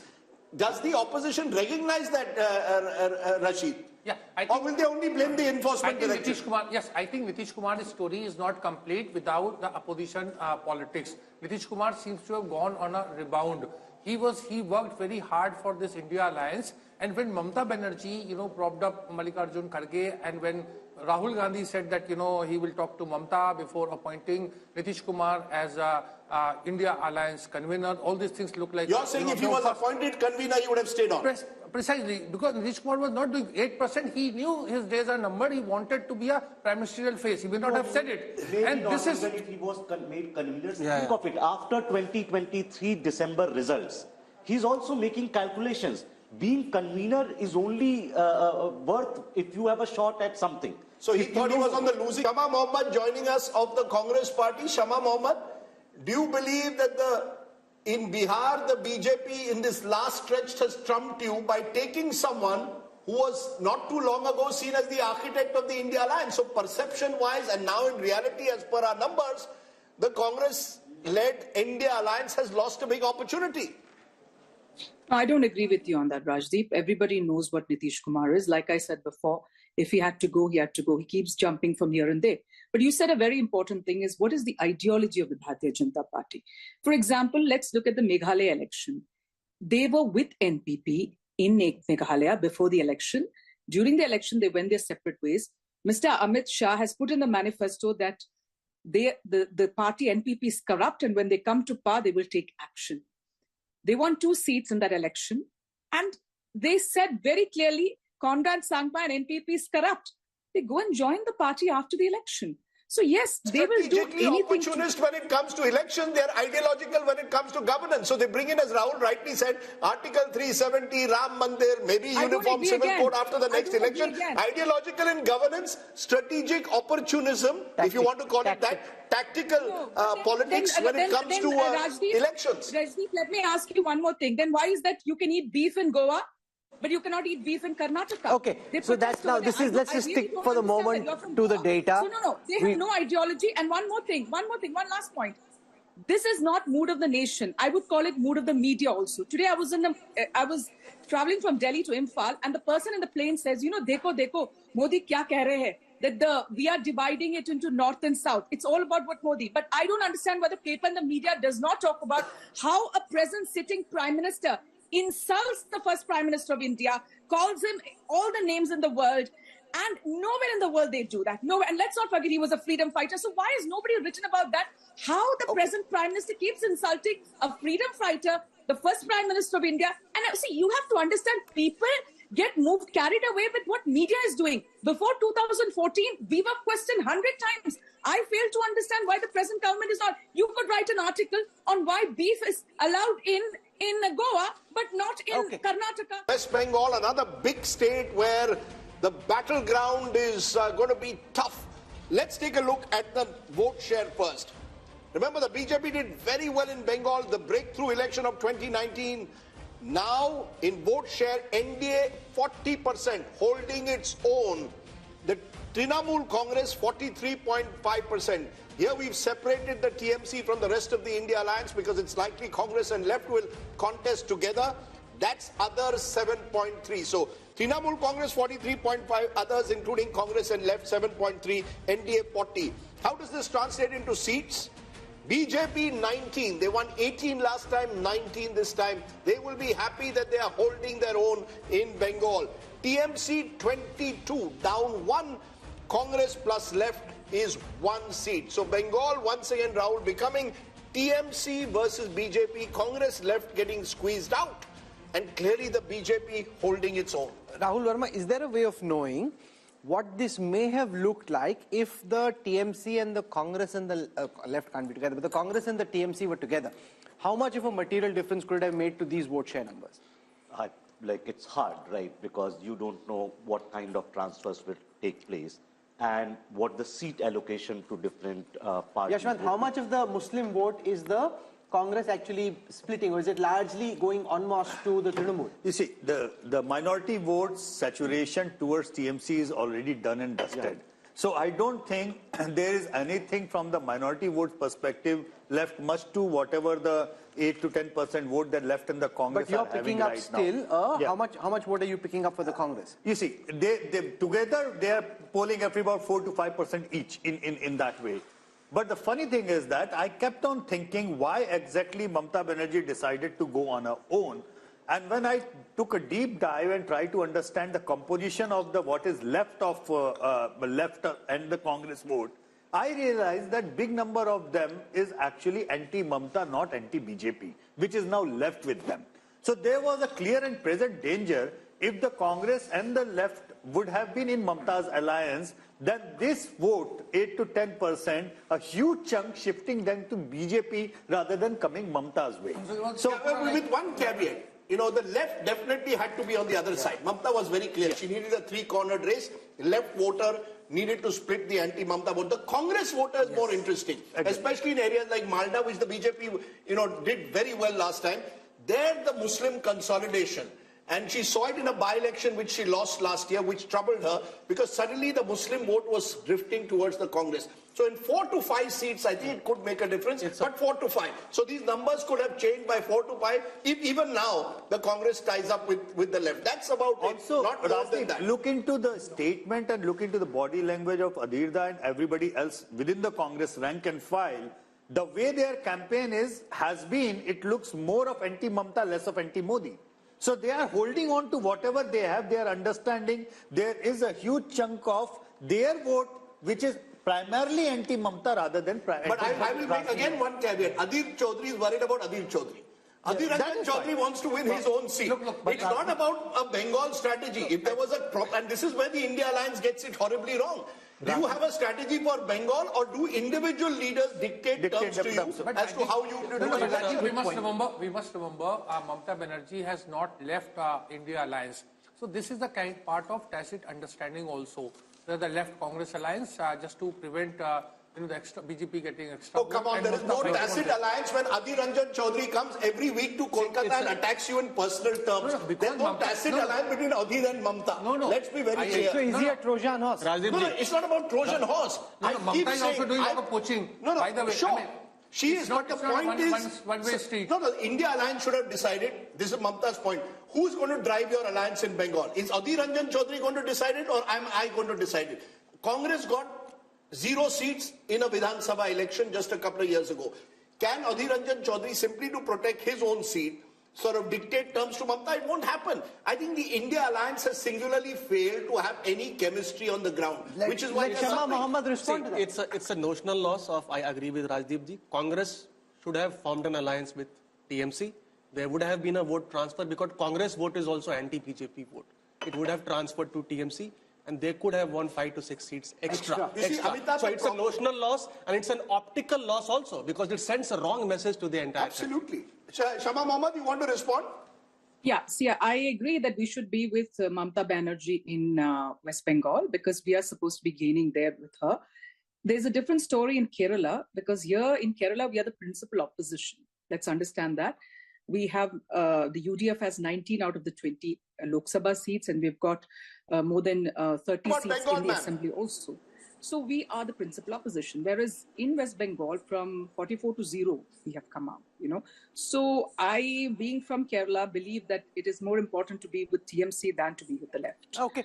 Sanju Verma now joins us. Sanju, it's been a good showing in the north, not so good showing in the south, strong showing in the west, and in West Bengal, which we're talking about right now, it seems that the BJP is roughly where it was. My understanding on the basis of multiple conversations are the BJP's own polls are showing them 25 plus. This poll seems to suggest that they're not quite there. Our data seems to suggest that the BJP could end up at 19, which is just one more than what they had last time. Rahul and Rajdeep, first and foremost, I just have this to say. I think survey after survey, and especially Mood of the Nation, which is so hugely watched, thanks to Rajdeep, who's trending every second day, and Rahul Kanwal, who never misses an opportunity to show Rajdeep the mirror. Be that as it may, I just have this to say. We are not the India alliance where you are going to create divisions. On a lighter note, Sanju ji, no divisions. On a lighter note, ये BJP की अच्छी strategy है, divide and rule.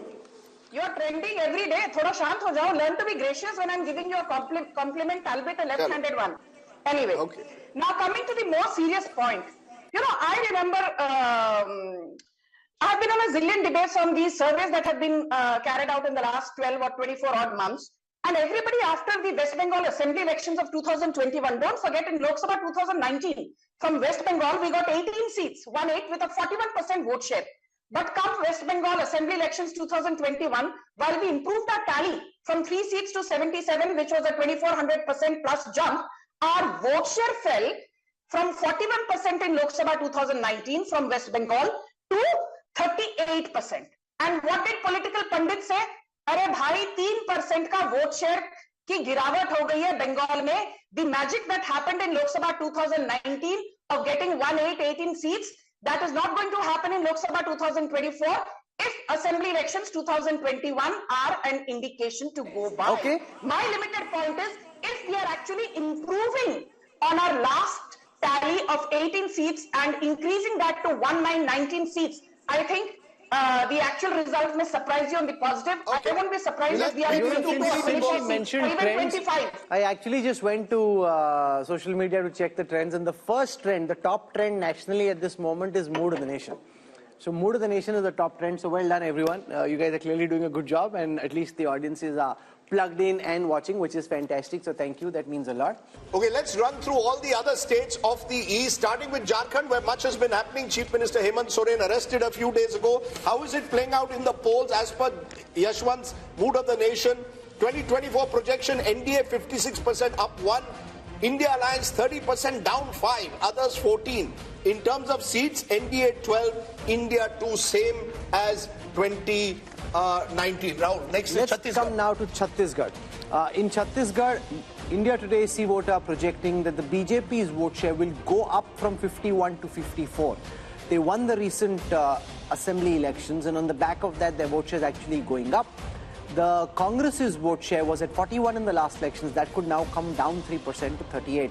When converted into seats, the Congress had 2 seats last time round. That could come down to 1. The BJP had 9 seats last time round. That could go to 10. So Chhattisgarh, the BJP doing well and holding on to its gains from the last election. That's right. The honeymoon effect clearly there in Chhattisgarh. Let's turn to a state which is again fascinating because there will be Lok Sabha and Vidhan Sabha in the state of Odisha. 2024 projection, NDA 40% vote share, that's +2. India 12%. Naveen Patnaik's BJD at 41%, down 2%. How is this all translating into seats? Virtually again a repeat of what we are seeing in 2019. In fact, a slight jump for the BJP. 10 seats up 2. The India Alliance, mainly the Congress there, is getting 0, down 1. And the Biju Janata Dal 11, down 1. So clearly again all these states are almost repeating 2019. In fact, state after state, Rahul, if you look at the map of India, in many of the states it's a repeat of 2019. Is there a way of looking at these numbers, Yashwant, and giving our viewers some insights into what may happen in an assembly context in Orissa? Because like Andhra, Orissa too polls at the same time. Orissa, there is a very clear split vote. There is an upswing for the BJP as far as the Lok Sabha voting is concerned, but as far as the assembly voting is concerned, it is clearly the Naveen Patnaik BJD way. Assam. Assam, let's look at the seat shares for Assam. Last time the BJP had 9 seats, that could go up to 12. Remember, Assam has 14 seats. The Congress and the AIUDF was at 3. That could now come down to 2. That's down 1. So Assam, BJP consolidating its leads and gains. Let's now look at the overall East seat share. If you look at the 153 seats, and if I look at the vote shares, 47% of the vote for the NDA, 37% for the India Alliance. When converted into seats, in the east of India, 103 seats for the NDA, 38 for the India Alliance, 12 for the others. And I think this is a story. You know, while we focused a lot on the BJP's dominance in North India, its dominance in Western India, it is in the east that the sun is rising, the lotus is beginning to bloom, particularly when you include a Bihar and the northeast. I'm presuming Yashwant's included all the states of the northeast, the Manipurs, the Nagaland. No, so we will spend time on each of the northeastern states, just so that people know. We're going to go into a break, show you the national big picture, but we're going to spend time on each of the northeastern states as well. Hello and welcome once again to India Today's Mood of the Nation poll. All the findings in India Today magazine brought to you by C Voter. We've gone state by state over the last 3 hours. We've gone from the north, south, west and east. It's time now to give you the big picture. What would happen if general elections, which are not too far away, were held today? Rahul, take it away. Give us the big numbers. Can Narendra Modi do his hat-trick after all? Will it be 400 par? Rahul. This is the moment all of you have been waiting for. No Indian Prime Minister since Pandit Jawaharlal Nehru has won thrice over in 3 successive elections. If elections were held today, does the NDA reach 400 par as they'd like to believe? Is the BJP achieving its mission 370? We've seen the talk. Let's see the numbers. The NDA Alliance projected to bag 45% of the vote share, which is what the NDA Alliance had in the last election as well.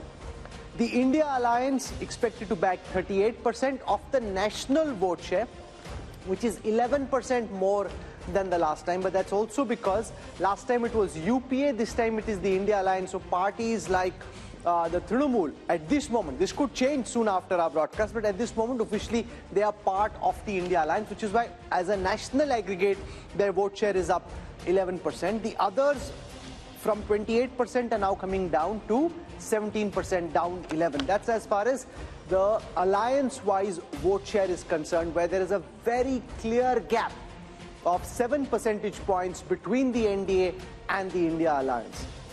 Let's take a look at how this converts into seats. 400 par is Prime Minister Modi's war cry.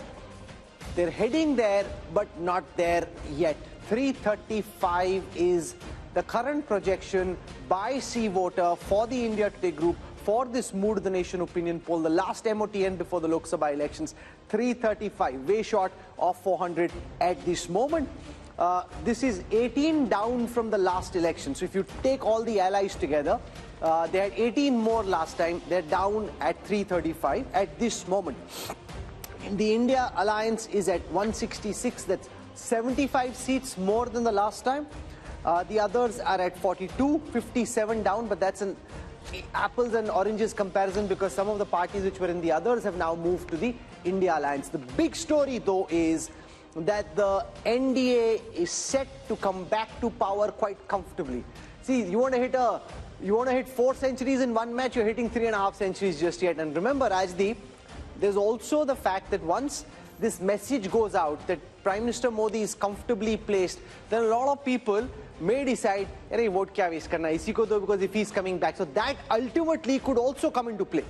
You know, there seems to be, Rahul, an inevitability about the outcome. I think this is one of those strange or rare elections where it almost seems, at least when you speak to political observers and politicians, that the outcome is known. It's a question of where does the NDA, BJP-led NDA end up? Where does the BJP end up? These numbers are showing the BJP is roughly just around where it was in 2019. The NDA is marginally down, but as you said, there could be a bump it could get in the next 2 months because if it campaigns hard and the BJP is known to do that. Plus, could it get more allies? Remember, all of this is before the possibility of a Chandrababu Naidu or an Akali Dal joining in. All of that could take the BJP above 350. I know that there is all this buzz about 400 par. That perhaps will require the perfect storm. But the BJP has set the base. I think what this Mood of the Nation poll shows, people want Mr. Modi back. The majority seem to want Mr. Modi back for a third term in the first past the post system. And unless there's some kind of a miracle in the next 6 to 8 weeks, the India alliance will have to simply accept next time, or good luck to you, 2029. 2024 appears as close to a done deal, Rahul, with these numbers. And the Prime Minister's popularity remains pretty high again. It will be interesting to see whether he just wants to equal Nehru's record or actually be around the next time to beat Nehru's record, or at least attempt to beat Pandit Nehru's record. Let's take you through how the party-wise vote share and seat share would stack up. We looked at the alliance-wise numbers. Let's now look at the party-wise numbers. The Bharatiya Janata Party had 37% of the vote in the last election. That is expected to go up by a massive 3%. I'm saying massive because in a national context, for one party to be able to increase its vote share by 3%, that is a very significant achievement. The Congress had 20% of the vote share last time. See voters predicting at this moment that that could come down to 19, just a dip of 1. Others were at 43, they could be at 41. The big story there though is that the Bharatiya Janata Party, which in the last elections was standing at 37% vote share, could go up a massive 3% to 40. You know, Rahul, there are two big stories. One is the BJP story, the possibility, as you said, that Prime Minister Modi will emulate what Nehru did, win 3 consecutive elections. The other story is the Congress party, losing 3 consecutive elections and its vote share not changing. I keep repeating, there's one figure that stands out for me, Rahul. The BJP got around 7.5 crore votes in 2009. It went up by a whopping 200% to over nearly 22 crores by 2019 in a decade. The Congress vote has remained relatively static at 11 crores. So while we are looking at the BJP and the big picture of Mr. Modi winning his hat-trick, we've got to also look at the Congress party. And I think somewhere there are two stories. But it's not static. If the pie is growing up and your portion, say you're actually declining very badly. So you're not static. See, you're declining. Your vote share is remaining static. For a moment, and before we kickstart our discussion, let's take you through how this stacks up in terms of seats. We've looked at the vote share numbers. Let's take a look at how many seats each of these parties is projected to bag. The BJP, remember, had a 303 rifle that they were firing last time. This time it's 304. So it's not Mission 370. That's his rallying war cry. They're not there yet. 304 is where they stand. 71 is where the Congress stands, which is up 19 from the last time. Remember, there are gains in states like Telangana, which are helping the Congress do better than it did last time. Others at this moment are at 168, down 20. So that's where it stands. Prime Minister Modi very comfortably placed to be PM once more, which is why Raj Chingappa and his team are saying it's get set for a hat-trick. Raj, you want to give us what your headline is? What is it hat-trick? Is it the Modi momentum? What is it? It is set for a hat-trick. So is it about Modi? Is it about the BJP? How do you see it? I see your cover has Mr. Modi imperiously walking so we're calling down it heading for a hat-trick. But let's, just for a moment look at the figures that are there. Yes. I mean, it's commendable that Mr. Modi in his 10th year is able to deliver the kind of numbers to the BJP and the NDA. And look at the term that he does it. In the second term, I mean, every world leader was under pressure, put on the mat. There was a once-in-a-century pandemic that was there. You had a complete collapse of the economy. You had the Chinese intrusion coming in. You had two wars, the Gaza and Ukraine war that pushed up inflation. Everything that could go wrong goes wrong. And yet, when we see at the end of 10 years, Mr. Modi is not only shining, but is up there in the league of greatness, possibly statesmanship that is happening. So I think we have to give him credit for what is it. Now, whether he's going to beat the record of Nehru, that has to be seen, but the polls indicate that. Whether he will beat the record of Rajiv Gandhi in 1984, that is to be seen, because 400 at the moment from what we took in these last 3 years, 3 or 4 bellwether states, the NDA seems to be holding, but not really catching up to the 370 that Mr. Modi wanted. I think what we will see in the next 2 months, there will be, I believe, because the way it is trending, and I studied what we did in 2014, when Dr. Manmohan Singh was aspiring and the Congress party was aspiring for a third term. If you looked at our Mood of the Nation poll at that time, in January 2014, the Congress was down to 100, and the UPA was down to 122 seats. And the BJP, the trend line was that the NDA and the BJP was going to win it. Here, it's just the opposite. The ruling dispensation is doing it. So I would think that we are going to see a Modi wave, because they can only get better from here. They seem to have equaled what they've done, and we're going to see this huge movement.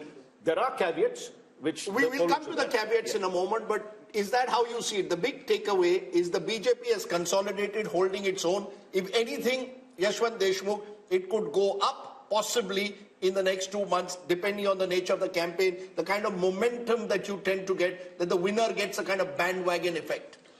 Well,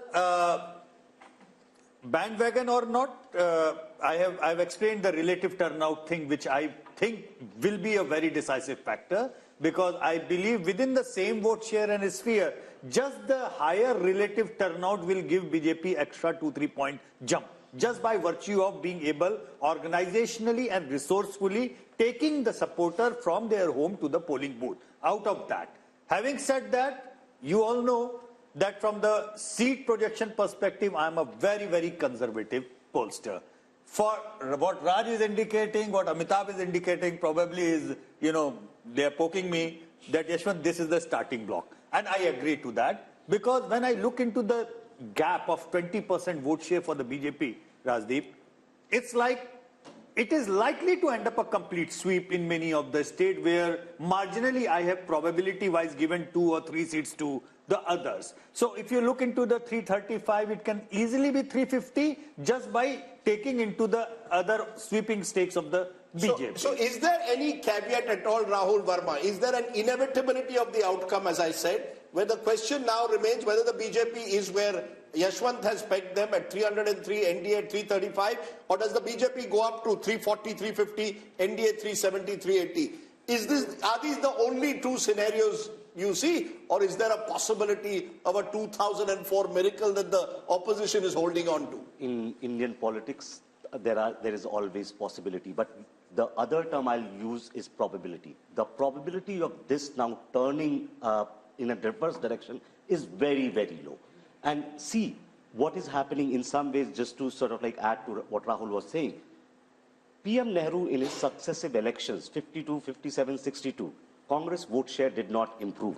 What is happening with BJP, 31, 37, and now projected is 40, 4 months ahead or 3 months ahead of election. And given if it's a conservative estimate, BJP being an organizational party can actually pick up more votes.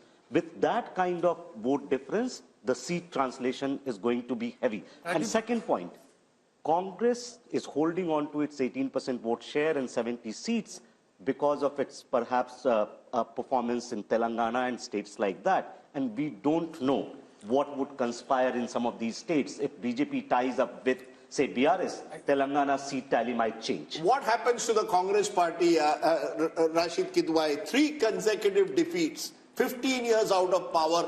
And while they may get 70 seats as per our poll, that could even come down to 40, 50 if the BJP goes up by 2030. Where does that leave the Congress party? Can it hold together with a third debacle? Yeah. I think, Rajdeep, it may sound a bit odd and bizarre, but the Congress would be very happy to know Yashwant Deshmukh's, finding and mood of the nation that Congress is getting 71 Lok Sabha seats. It will give them a formal position of leader of opposition in the Lok Sabha. Remember, Congress is very easily satisfied party, and that's the one reason why it is going down.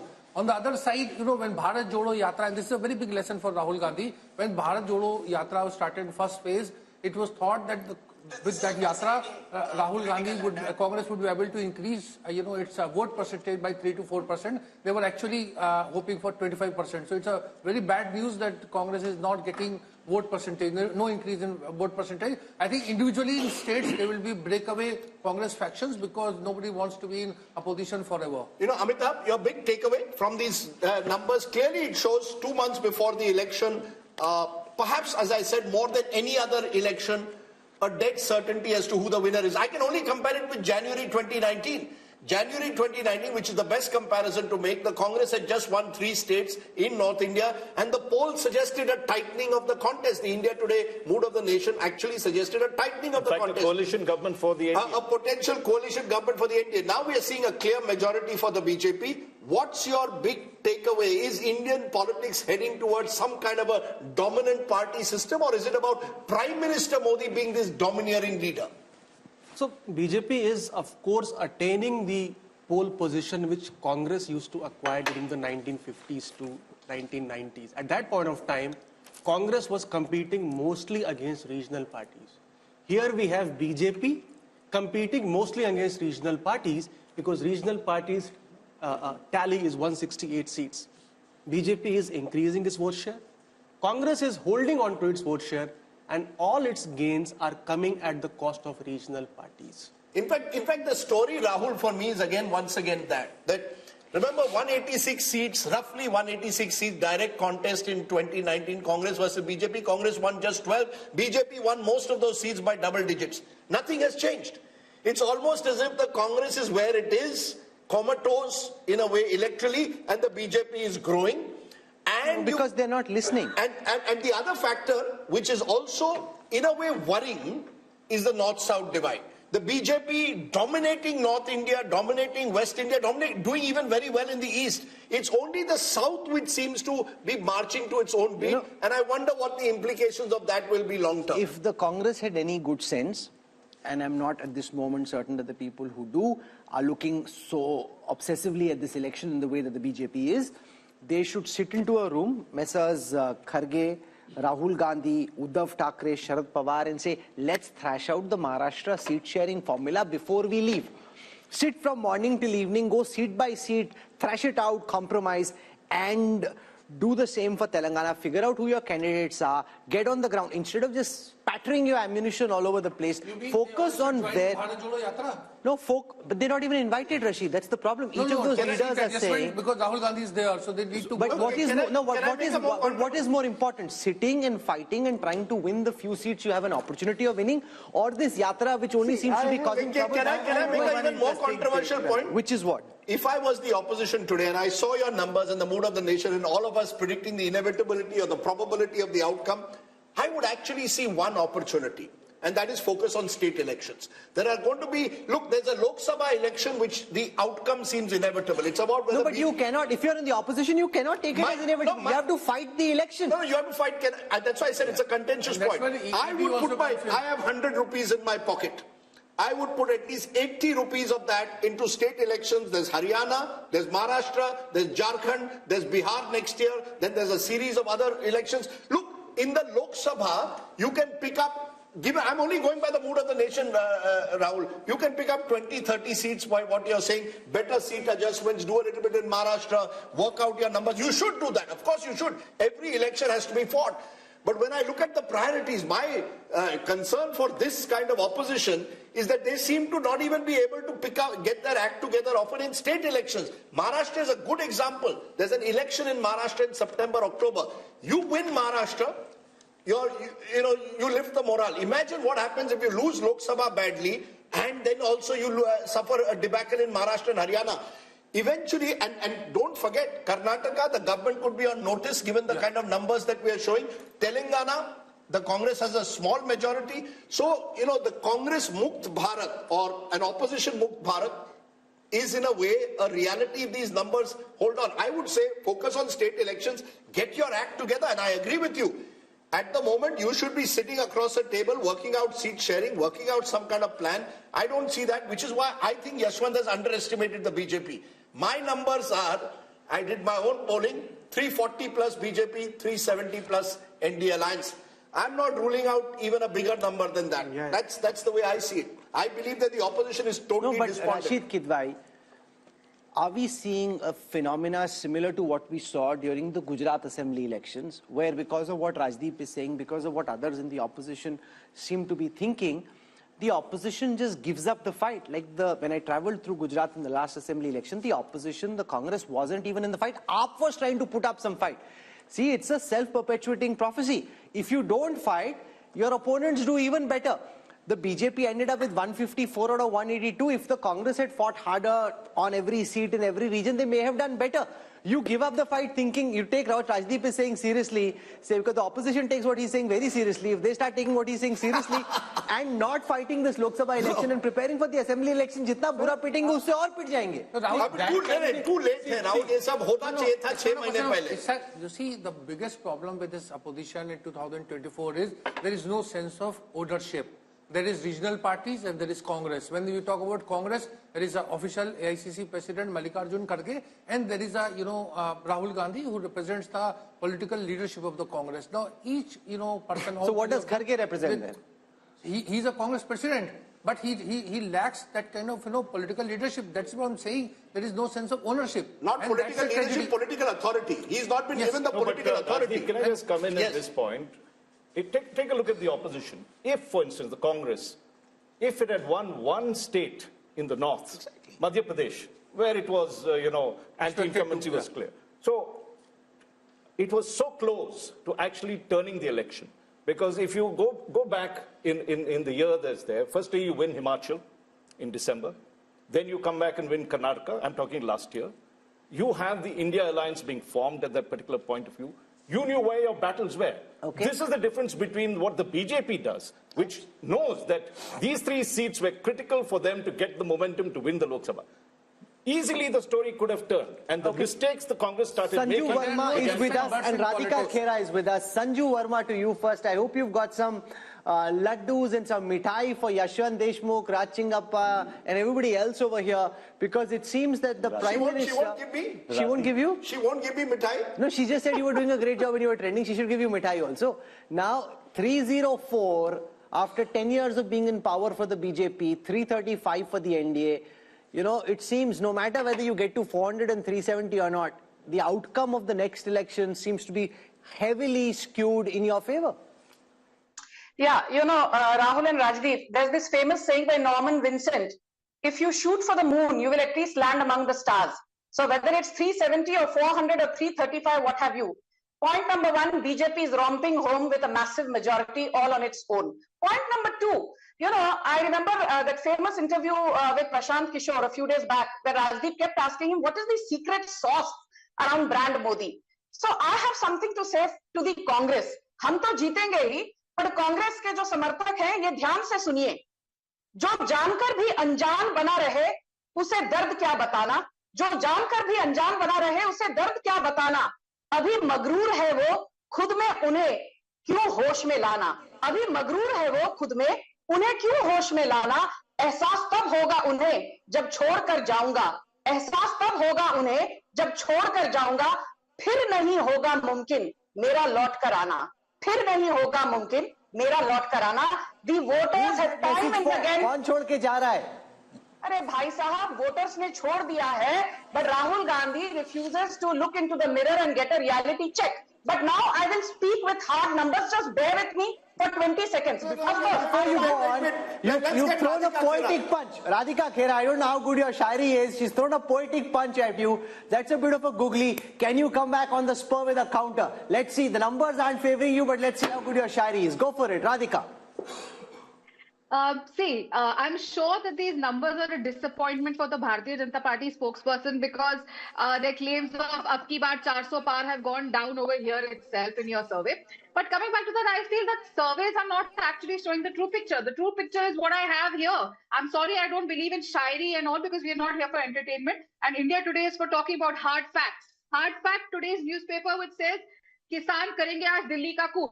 This is the reality of the country today. The reality of the country today is that our wrestlers were sitting outside protesting, and what were they given in return of the protest? Lathia. The reality is that the entire country is reeling under inflation, unemployment, poor law and order. While Modi ji goes and pats himself on the back, I did not speak in between.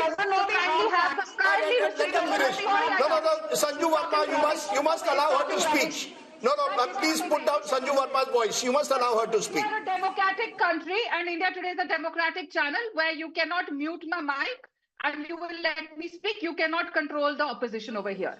Well, coming back, the country is watching how over 100 parliamentarians were suspended for parliament because they were raising their voice. Country is watching everything. Country is watching how governments are being brought down, being scared by the ED. Parties are being broken down and new fractions are being made. Country is watching everything. Yes, there have been disappointments that we've had in the recent elections in Chhattisgarh, Madhya Pradesh and Rajasthan, but all surveys were predicting that Congress was winning Chhattisgarh. And Rajdeep, you even visited Chhattisgarh. The mood of Chhattisgarh was absolutely different on the ground.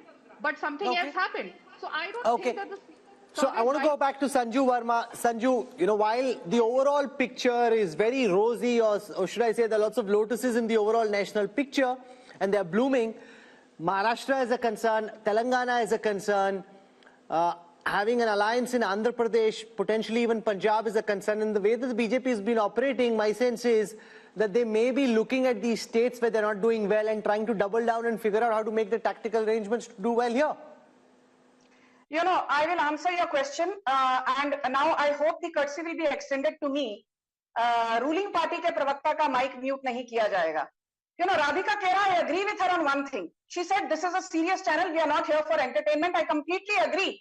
Entertainment to Rahul Gandhi de rahe hain, bharpoor entertainment as part of his Bharat Jodo Nyay Yatra. There he says, "Stove mein koyla dalo aur stove jal jata." I thought that the stove runs on kerosene or fuel. For the first time, I learned that the stove runs on coal. So please, don't sit here and give me your half-baked knowledge. Now I will come to the hard facts. Rahul, I will not even talk about what, Mr. Arun Puri said in August 2023. These are famous quotes of his, which I really love reading them all over again on every debate. In August 2023, after your then Mood of the Nation poll, he said, Narendra Modi has pulled off what few leaders have. He has banished the universal factor of anti-incumbency. Narendra Modi's popularity rankings defy the law of gravity. I'm quoting Mr. Arun Puri ad verbatim. And I'll tell you why. Jahan Narendra Modi khade ho jate hain, wahi se line shuru ho jati hai, because we had votes or number of seats at 17.6 crore in Lok Sabha 2014. People said, this was just happenstance. We got the number of seats, winning seats at 23 crore votes. 23 crore people voted for Narendra Modi in 2019, which means there was a 31% increase in our winnable seats between 2014 and 2019. Now, I am not even going to assume that BJP will see a 3% uptick in its vote share from 37 to 40%, as Rahul said. Let us assume that the vote share continues to remain at 37%. It does not rise to 40%. I'm being conservative, despite being an Andh Bhakt and a Modi Bhakt. Despite having a vote share at just 37%, just going by past track record, if you extrapolate the numbers, you will see 30 crore people voting for BJP, assuming a 31% rise in number of seats. And if you assume just a so you made 15% that point, ma'am. I want to go across the table. Ask Amitabh, what could be the X factors from here? We're in the beginning of February. We've got March still to go and then elections in April, May. What could change? Good, bad for both the opposition and the government? See, X factors for the BJP clearly is the mood of the neutral or the undecided voters from now on, because BJP clearly has the momentum. The numbers are very strong for BJP. 335 NDA means if you add the reverses in Maharashtra and Bihar, which is 25 seats itself, 360. Plus you have a new ally from Andhra Pradesh, possibly 17 seats, 377. So mission 400 or 370 is not impossible. That's number one. This is largely predicated on the image of Prime Minister Modi. So if there is a black swan event which dents the popularity of Modi, that is the only event which could probably tilt the numbers in favor of the opposition. It's all about Modi, his popularity. He is getting the votes for the BJP, and he is the difference between the But this is an important point, Rajingappa, that it's essentially no matter who thinks what of it, the fact is, and you can quantify this, and we'll do this tomorrow, but if the BJP is winning in the way that it is, it's because of one man. And what this country thinks of one man, what anybody on this panel thinks of that man is inconsequential. The voters who we've spoken to would like Prime Minister Modi back. They have a direct connect with him. They have faith in him. They trust him. They want him back. Well, let's call it brand Modi. That is really a phenomenon that has happened. And just looking at what Amitabh said, even in adversity, he comes out the winner. You had Pulwama, which is a black swan sort of event that happened in the thick of election. He converts that into a great opportunity. Take a look at his second term. Each of these things, COVID, he's first castigated. Our polls itself show that it goes down, comes back, with a bang, make sure that the economy is growing, takes care of the people on one side. Then let's also look at I think there are a couple of qualities we have to look at Mr. Modi. Decisive leadership. Article 370 goes early in the tenure that is there. Ram Temple, built at terrific speed. The Parliament House built it. Women's reservation bill put there. So you are seeing, if you take a look at some of the characteristics of leadership, vision, he has it. He's not only showing a vision for these next 5 years, he's looking, many people could say, well, that's, really pushing the target too far.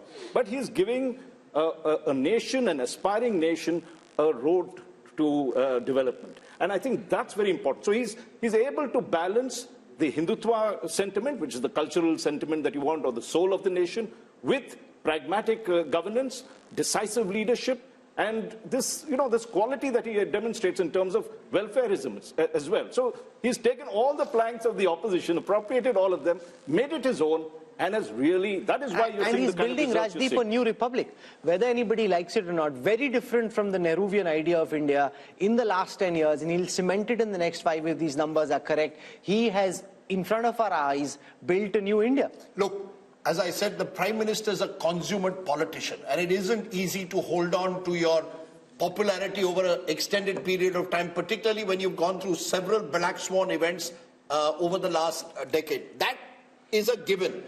I like to use sort of M factors, and I'm going to give you 7, each of which I think it's not just Mr. Modi's secret sauce. I put Mr. Modi at the top. I put machine. The BJP is a machine. And the machine... No, they built a machine. You mean machine, you think like it's a machine lying on the ground. Anybody can do a machine. They built a machine. Of course they built a machine, but the machine has various aspects to it. The machine knows how to use state power. It will know when to corner the opposition. So did the Congress when they were in opposition. So did the Congress. Sure, of course. But the Congress didn't build the structure that the BJP has built. When you say that, Mr. Modi is building a new republic, I just want to give the elements, I think, that are important as to why is he still winning. There's Prime Minister Modi, consummate politician, knows how to use power. There's the machine of the BJP, the RSS, the Sangh Parivar. There's the message. The message, interestingly, look at Mr. Modi's message in the last month. Since Ram Mandir. He's not focusing on Mandir, he's focusing on Viksit Bharat, talking about infrastructure projects, talking about Amrit Kal. Cleverly knows how to change the goalposts. This is over, let's move on to the next. So the opposition doesn't know what will come next. Number 3. Number 4 is money. Let's be honest, Indian elections, the oxygen of Indian elections are increasingly money. The BJP dominates that space like no other party has done. The Congress may be in its pomp, but that time, the opposition was much weaker. No, but that time the Congress leaders, many of them pocketed the money themselves. There's different structure they are getting for the machine. A lot of the Congress leaders, and you know this well, pocketed it's not as if in Maharashtra we don't have khoke ki rajniti. Let's not say that we institutional corruption in the manner in which there was under the UPA. That's not the case. The jury is out on that, but I'm willing to concede that the Prime Minister has made it, ensured that the party comes first at the very top. Not in the case of the Congress, individuals came ahead of the party. Then you have Mandir. I think as the survey is also going to show, Ram Mandir has taken the Prime Minister's own popularity to another level. That's where it comes that, you're crafting a new ideological republic in a way, moving away from the Nehruvian idea to a new idea of a new republic. Who knows, uniform civil code comes next. Then, and I think this is crucial, you have the Mahagathbandhan. You see, you're as good as your opposition is. If you're playing a terrible opposition, which is so badly divided, which has really made no effort to actually build on the weaknesses of the government. It's not as if the government doesn't have weaknesses. Unemployment is a problem. Our survey also shows that. What have you done to build it? You have had 4 meetings of the India Alliance, all in 5-star hotels, or 3 of them in 5-star hotels, one in Patna where Nitish Kumar, your convener, has gone. You made no effort to capitalize when COVID management was going wrong, to build a kind of consensus. We need change. You've not offered me a leadership or a narrative to combat Modi. I think that's an important element. You're as good as your opposition is. Finally, and I know, Rahul, this is contentious, the media. Let's be honest, no one has dominated the media space quite like Mr. Modi is. So we've never really questioned, for example, the misuse of the ED in the way that it should be. The poll also shows a number of Indians believe the ED is being misused. So I think Mr. Modi is Teflon-like. All of this comes together to make him almost impregnable, pregnable. And I think, credit to him. It's not easy in today's world to be as popular in 2024 as you were in 2014. More popular, you can say, but it's a combination of various factors. Your popularity is also dependent on how unpopular the other side is. No, but that's not Modi's fault. It's not. If his opponents don't know how to bat and bowl, how can you blame Modi for that? Rahul, who's blaming Modi? I'm giving the reasonings. The reasoning is the opposition in the last 10 years has had opportunities. Demonetization was an opportunity. COVID was an opportunity. You had the chance to question the government in a serious manner.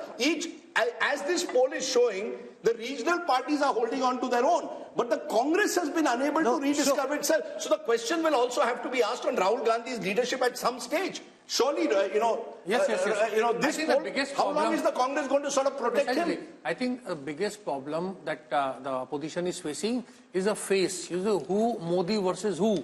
Is it Mallikarjun Kharge? Is it Rahul Gandhi? Is it Mamata Banerjee? Is it Arvind Kejriwal? So people have no idea. Is it M.K. Stalin? Is it some other, chief minister? So, nobody knows. So therefore, Mr. Modi is having it, very easy. And the survey is indicating at that. If there was a face, if there was a, sort of caste affiliation, if there was issues, talking points attached to it, perhaps the outcome may not have been very different, but there would be something like 2019-like situation. Is he invincible? I mean, at this point of time, can we say that Mr. Modi is invincible? Could the opposition have done anything better to change the mood of the nation? Maybe a better word is unstoppable. Yes. What could it have done? There is always a possibility, but I think of politics structurally. And the nature of politics is such that opposition does not have many chances. To use a cricket analogy, if, say, Tendulkar or Virat Kohli is in full form, no matter you ball a Yorker or you ball a sort of like, a googly and spin, they will hit you. But Tendulkar has got gold, Modi has never got gold. This is why leaders are important. But think of 50s and 60s politics. Was there no leaders in opposition? There was Lohia and other things. Could they challenge Nehru and Congress party? No, because in political time, now you counted 7 things. Everything is in favor of BJP, right? So at the moment, I don't think there is any X factor. The only X factor could be that we have no sense of what's happening on the ground. People have made up different mind and they are telling something else. So at the moment, everything is aligned in favor of BJP. Here's what I wish to say. Let's just zoom out for a moment and think of the larger picture in a more historical perspective.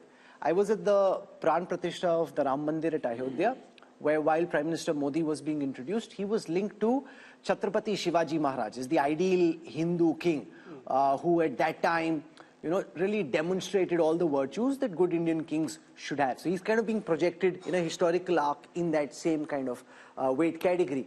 Rahul Verma, is there any contemporary political figure who comes to your mind who 10 years on, not just in India because there's no comparison here, but even internationally, 10 years after being in power, manages to increase his party's vote share by 3%? Go back in time. Who comes to your mind? Can I make someone who can? Yeah, who? We often tend to, since Nehru is still in the news. Remember, Nehru in the early 60s was a weakened prime minister. The war with China, despite that, won. Please understand. No, but his vote share kept coming down. But his vote share in the years that he was in power, the Congress kept losing ground, the BJP is gaining ground. And there was no opposition. But where is the opposition today? That's what I'm saying. Where is the opposition today? There was no opposition. I would only like, since you asked, I think only Nehru can be compared. Rahul Verma, okay, so you've got Nehru, Modi punching in the... From a party who got us independence, that kind of goodwill to Congress party after 47, with all the heavyweights of our freedom struggle on the Congress side, let's be very, very honest, the 52-53 mandate was not Mr. Nehru's mandate. 62 I'm talking about. 62, yes. But the vote share dipped. Vote share dipped a lot. No, and but there by was then no his actions... He goes up in 57. Yeah, but in 62 and after that, he's being punished for his actions. The people in India at this moment are rewarding Modi and the BJP for what they are seeing, far from punishing. Let's spend some time on this. Historically, who comes to your mind? Yashwant Deshmukh? No, nobody. I mean, nearest that from the... and one point which I wanted to make, where I can probably answer your question, is the hunger to win and willingness to work 24/7 to let that happen. And that thing, only person which comes to my mind is Mrs. Indira Gandhi. Yes. Besides that, no other prime minister in India had a hunger to win. I'm not restricting this conversation, Raj Chingappa, to India. Raj Chingappa, in a historical context, who comes to your mind? Somebody democratically elected. Only an authoritarian leader who knows how to fix, who knows how to fix the mandate across the world. How is he fixing the mandate? No, I'm not talking about Modi. I'm talking the only, when you say, give me an example parallelly. There are democratic countries where you will have the likes of a Putin in Russia and Erdogan in Turkey, who will know how to, in a way, manage the mandate. Erdogan had a very tough fight. He won with 6 percentage points. In a relatively free and fair system like ours, to do it over 3 elections with your popularity increasing, I think makes Prime Minister Modi sui generis. You look at Algeria, where there was, this thing that Burj Khalifa, when Nehru was there, then I went with Hamid Ansari, he was still Prime Minister. Yeah, but let's not compare Algeria with India. I think, Rahul, you make a very good point. In a democratic society like ours, with all the pulls and pressures, as we are seeing in our poll, South India having a very different politics, states like Maharashtra, Bihar, Bengal, Karnataka looking tough for a while. I think Mr. Modi has done the remarkable job of holding his popularity. I will only say this, and I think this is an important point that we need to make. While we talk of the invincibility of the Prime Minister, and I think CSDS's post-poll in 2019 showed 1 out of every 3 voters voted for the BJP because of Prime Minister Modi. The BJP itself is not invincible. That's why I made the slightly controversial point that if I was the opposition, I would focus on states where Mr. Modi is not on the ticket. The BJP is weakened. You want a strategy for the future? Start from the states. The problem is you're going to make this, the India Alliance has come into this 2024 election with no clue of how they want to face up to Mr. Just Modi. to remind the viewers, Rahul, once and again, we are so damn focused on 14, 19 and probability of 24 that we are forgetting the fact that BJP as a party has lost 50% of the elections in this country in the last 10 years. 50%. Yeah. So invincibility of Mr. Modi as an individual, which the BJP is benefiting from, is not exactly the invincibility of the BJP. Number one. Number two, yes, I concede and I understand, being a conservative pollster, this is probably the starting block of BJP and the NDA. And majority of our polling was happened before the Ayodhya Pran Pratishtha. That impact has to come in, and with the way they are looking out for alliance partners and the way they are going about it, this can only go up. having said that, if you will ask me if there is any, I don't see a black swan because nobody can predict a black swan, but one red flag, that is the complacency factor. You know, complacency factor was the factor which caused them. Are they looking complacent to you? No, they are not. But what 2004 urban areas, the turnout dropped by 18%, and that caused the Modi is no BJP. Vajpayee. That's precisely what I was trying to say. They have learned their lessons pretty hard, and neither Also, Modi there is is a very- Can I give you a very nor interesting Mr. anecdote now? Bhagwat is Mr. Sudarshan. Sure. Both the factors are remaining. Can I give you a very interesting anecdote? just This one- morning, I was told by an MP, you know, Parliament has been extended by a day. The BJP is going to put out a white paper on what the Congress did over 10 years. क्या जरूरत है अगर 300 seat मिल रहे हैं? What to put white paper? लगता है desperate है. मैंने कहा desperate नहीं है. They want to take that 320, 330 that the mood of the nation is good because he wanted to know the numbers. 320, 330 to 370, 375. एक दिन भी नहीं छोड़ना है Parliament का. If we can get an extra Saturday in, where all the TV channels for 7-8 hours will talk about this white paper, keep the mahal going. So there is no complacency. On the other hand, it's like a team which has scored 350 runs is sure to win. But things, yeah, last 10 overs में और 100 run करके 450 जाते हैं. Amitabh Tiwari, look at how this 400 par is seeping into the psyche of the opposition. The Congress guests we had today, even Kharge ji in Parliament, they are referring to 400 par. They should be dissing the idea of It's like you have the most, forget ideology for a moment, you have the most competent practitioner of the political craft up against the most inept practitioners of politics in the Congress. You are right. That is why when you Rahul, have them go head to head. What Mr. Modi did, what Modi did, sorry, Raj, Just a quick point. I think one, when you look at what he's done in terms of 370 and 400 for the NDA, he's addressing what the concerns Yashwant was talking about. He has pushed the bar even further, higher and better. So, and today you feel he's getting 303 and we, you know, he shouldn't be getting 400. No, but you heard what Rashid said. The second point. Congress will be happy with this. The second point I would like to make. Ek chota sa point. Yes. Rashid. You see that Congress thinks that if India Today and Yashwant Deshmukh are saying 71, it means Congress is well past 100 seats. That's how they're thinking. Yeah. No, I just have a quick addition to this one. You were asking about who else would you go. I think Mr. Modi is in a league of his own. And internationally. Internationally, yes. And see, we are the world's largest democracy. I think we have produced great leaders. Precisely. You may not agree with Nehru or what he did. Come at the hour, it was Nehru.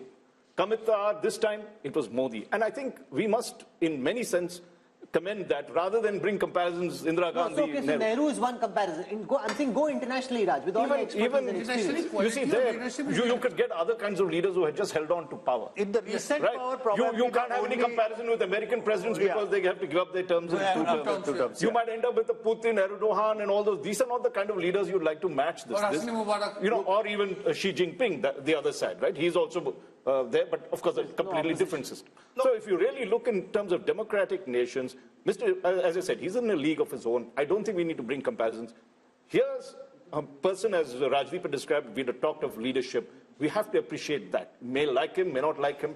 There is something about him that is, you know, converted a nation of 1.6. I think, again, I completely agree with Raj, and just to add to him, see, what sets Modi apart from everyone, that, see, Nehru inherited a party and an organization. Modi also inherited.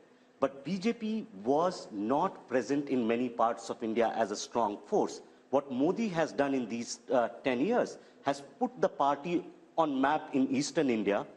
In many states where they were in single digit are now running governments, right? So what he has done electorally has basically created that machine which was there, maybe using all kinds of things. But now BJP is a very, very formidable and unparalleled election machine in contemporary politics across the globe. I think that is one of his biggest contributions. Yeah, you know, can I add two more M's?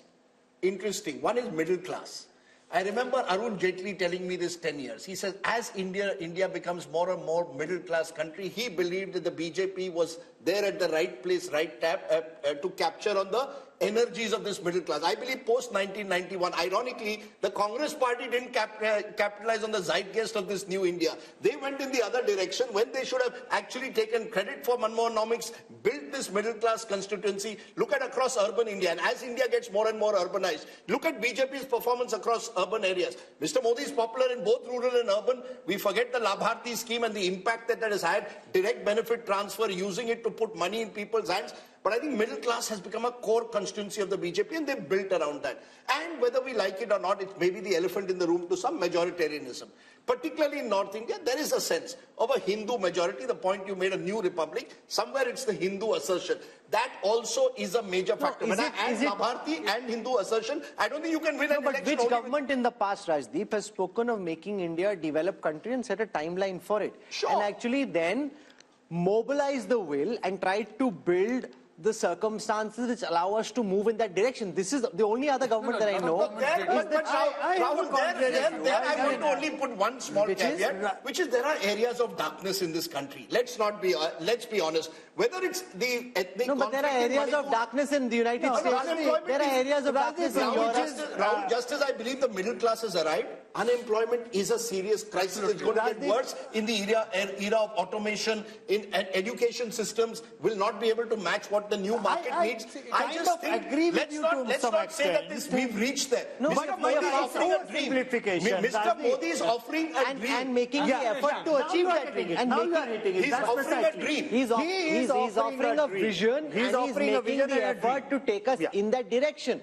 So it's not as if he's sitting on his laurels. But then aspiration is not just middle class, Rajdeep. Middle class is like 50 shades of grey. Anybody who is not in BPL family is a middle class. Okay. So from lower middle class to middle class to the higher middle class, it's an aspirational class. And he is a person who is showing a vision and a dream that, okay, you are maybe suffering, but what the India which I'm trying to make will be a great India for your kids, your grandchildren. And he's working towards that. But then tell me, if this was also perfect, the double engine, as we saw in certain states, doesn't work. I think India is too complicated to reduce it to, Modi's captured the attention of all of India in every election. That's why he's captured it in a presidential style. In elections, increasingly are presidential at the national level. Mera leader kaun hoga? Mera prime minister kaun hoga? Mr. Modi, with his consummate ability as a communicator, and the point I keep making, Rahul, which Prashant Kishore also now makes, Mr. Modi's been around 50 years in politics. He's seen various, these black swan events, you're able to conquer sometimes through your past experience. It's like a journalist. If you've been 40 years, we can do live program. Pehle saal, it was a struggle. Mr. Modi's been there. He's done the hard yards. Let's give him credit. He's been in power since 2002. He's been in power for 22 years, and that gives him experience of hand. On the other side, he's become elite. You've got regional leaders who've been stuck in their states. I think one of Mr. Modi's major achievements is from Gujarat Chief Minister. When he became Gujarat Chief Minister, we thought, ye kaise banega, RSS ka aadmi hai, has no experience in governance. When he becomes Prime Minister, we said, yeah, Prime Minister kaise banega? You said. Look, no, one minute. I will say this, and I have proof. Mr. Javed Akhtar at a dinner in 2012, 1 week after Modi won Gujarat a third time, he said, yaar, kya lagta hai, Modi ji aayenge center pe? To maine kaha, hai, I think Modi ji will come to the center. I think he will win the elections. 2012 December, before he tilted. He said, nahi, he is haunted by 2002, nahi ho sakta hai. I said, sir, there comes a time when a person can sort of go beyond his sort of past to the future. So I will not take that, but I will say this, that he surprised people. I would certainly. And he continues to surprise people. He continues to surprise. He continues to surprise the same people who never cease to be surprised. But that's a different matter. That's a good line. That's a good line. No, but it's true. It's true. That's true. The thing is that, see, the matter of fact is that he works hard. And I think pretty much, and I've said this to Raj, that, as one of my physics professors, he never used to give us marks on the final answer of the numericals. He used to give us the marks on what did we attempt. Dimag lagaya ki nahi lagaya, koshish ki nahi ki. I think Indian voters are coming to an age where they want to see the leaders make an effort. If you make an effort, they are even willing to own up your failures. See how people have owned up his demonetization failure. Okay. People, majority of them say, galat tha, lekin sahi niyat se kiya. Okay. So we are out of time. We are out of time. We need to finish. There are two politicians which are fascinating in that sense, using this effort point. One is Mr. Modi, one in a very different way, Naveen Patnaik. 25 years, never lost, and you ask people, nahi sir, koshish kar raha hai. You see, Indian voters, he's right, want to reward well-intentioned. Okay, so we are out of time. We need to wrap up. Rajdeep? No, Rahul, just one little point. I think it's more than just try. Modi delivers. He has demonstrated that on time also. Whether it is building a parliament building, getting things done, he made sure. That is the culture change. And also remember that at the end of 10 years, Dr. Manmohan Singh, with no disrespect to him, was completely tired. The government was just coming apart. Even Vajpayee ji, at the end of his 6 years, was very tired. He had to say, "Na tired, na retired." But the government wasn't energetic. Prime Minister Modi continues to stay as energetic, as pumped up. Where people around, and I've seen younger officers, much younger than him, and at New York, at the yoga day, I asked one young officer in his team, "Arey, tum kyun nahi kar rahe?" "Arey, nahi, unme zyada energy, hum mein kam." So, that's like people half his age. Okay, so Rajdeep, before we wrap up, if you were Modi, what song would you be singing tonight? What's that song that Shah Rukh Khan had? Number one. I don't expect me to know. What is the song? I'm the best. I'm the best. I'm the best. I'm the best. Koi hero yahan, koi zero yahan. I'm the best. Look, If you're Rahul Gandhi, what song are you singing tonight? You're putting me in trouble because I know. Hey, kya hua? Kab hua? Kaise hua? Look, there are lots of songs. But look, seriously, I hope for the Rashid has another song. Can I though say something? For the sake of Indian... Okay, Amitabh Tiwari, 1 second. अपना time आएगा अरे भाई advisers बता रहे हैं उसको यही अपना टाइम आएगा Rahul, he sounded like Yadavendra Yadav. Look, let's not rule out anything. Like Yadavendra Yadav. He is saying Rahul Gandhi thinks अपना टाइम आएगा. नहीं, Rahul Gandhi is being advised कि साहब अपना टाइम आएगा. Look, I hope for our sake of our democratic process and indeed for our television coverage, we have an exciting election. I hope that this mood of the nation doesn't result in most people believing up kyun dekhna hai. No. Jeetna to hai. But I hope we have a contest. is that the reason he has given the shagufa of 360, 370 and 400? Because he might be feeling, Rajdeep bore ho raha hoga. Kuch naya do. We're out of time. Something if you look at the numbers across social media, across digital, across television over the past 4 hours of programming, I can see that there is interest. So Rajdeep may be feeling slightly, there's no fun over here. There's a lot of excitement, buzz around the India story, a lot of excitement about the Bharat of the future and around these poll numbers as well. I think that will continue through. So I think Rajdeep's earned his dinner, sung for his supper. Sung for my supper. India has been modified, it appears, as per the mood of the nation. We'll wait and see what the voter really wants. This was simply a teaser to what might be lying ahead. So day 2 tomorrow. A lot of detail on impact of Ayodhya, the impact of Nitish Kumar switching in Bihar, the performance report card of the Prime Minister, his government, the opposition, all that and more coming up in part 2 of the India Today Mood of the Nation all through the day tomorrow. So we'll see you again.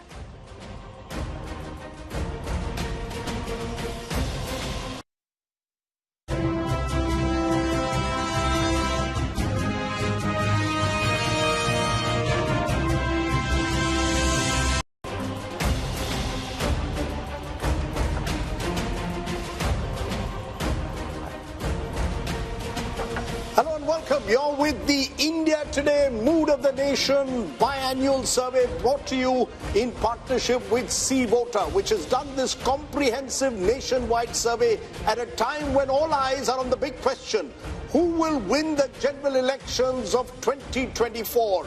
That's the question that we're going to answer in a detailed manner this time, but not just the big picture. We'll be going state by state to bring you all the results you've been waiting for. This is the last Mood of the Nation opinion poll before the general elections of 2024, which is what makes this that much more important, and so much rides on the results of this Mood of the Nation opinion poll. Let's introduce you to our guests who are going to join us over the next several hours as we bring you the results of the Mood of the Nation poll. I want to start by introducing Yashwant Deshmukh, lead cephalogist at C-Voter. He's got this fancy Himachali cap on and has been working very hard over the last several weeks, and lots of changes, Rajdeep, in the chess drawing board, forcing revisions in the MOTN sample. So he's really been working doubly hard, not just because of us, but also because of all the changes that And there could be more changes within the next month. You know, change is the only constant. Next month or tonight, tomorrow, there could be changes galore, and therefore we'll have to keep looking at these numbers very carefully. Flanking him is Raj Chingappa, editorial director at India Today magazine. He and his team have worked on compiling and dissecting the results of this poll, and you can read the analysis in the new issue of the magazine, which is out in stands now. We've got Amitabh Tiwari, who's joining us, political analyst, and to our left we've got Rahul Verma. Rashid Khidwai joins us, and we got Sanjay Kumar from CSDS. So this is really as sharp a political panel as can be, and I'm discounting myself. And no, I'm keeping Rajdeep there, discounting myself, but a very sharp panel on this. So what we'll do for a moment is take you through the methodology adopted by C-Voter for this poll, and then we'll go state by state in getting you the results of this poll. So this Mood of the Nation opinion poll was done between the 15th of December and the 28th of January.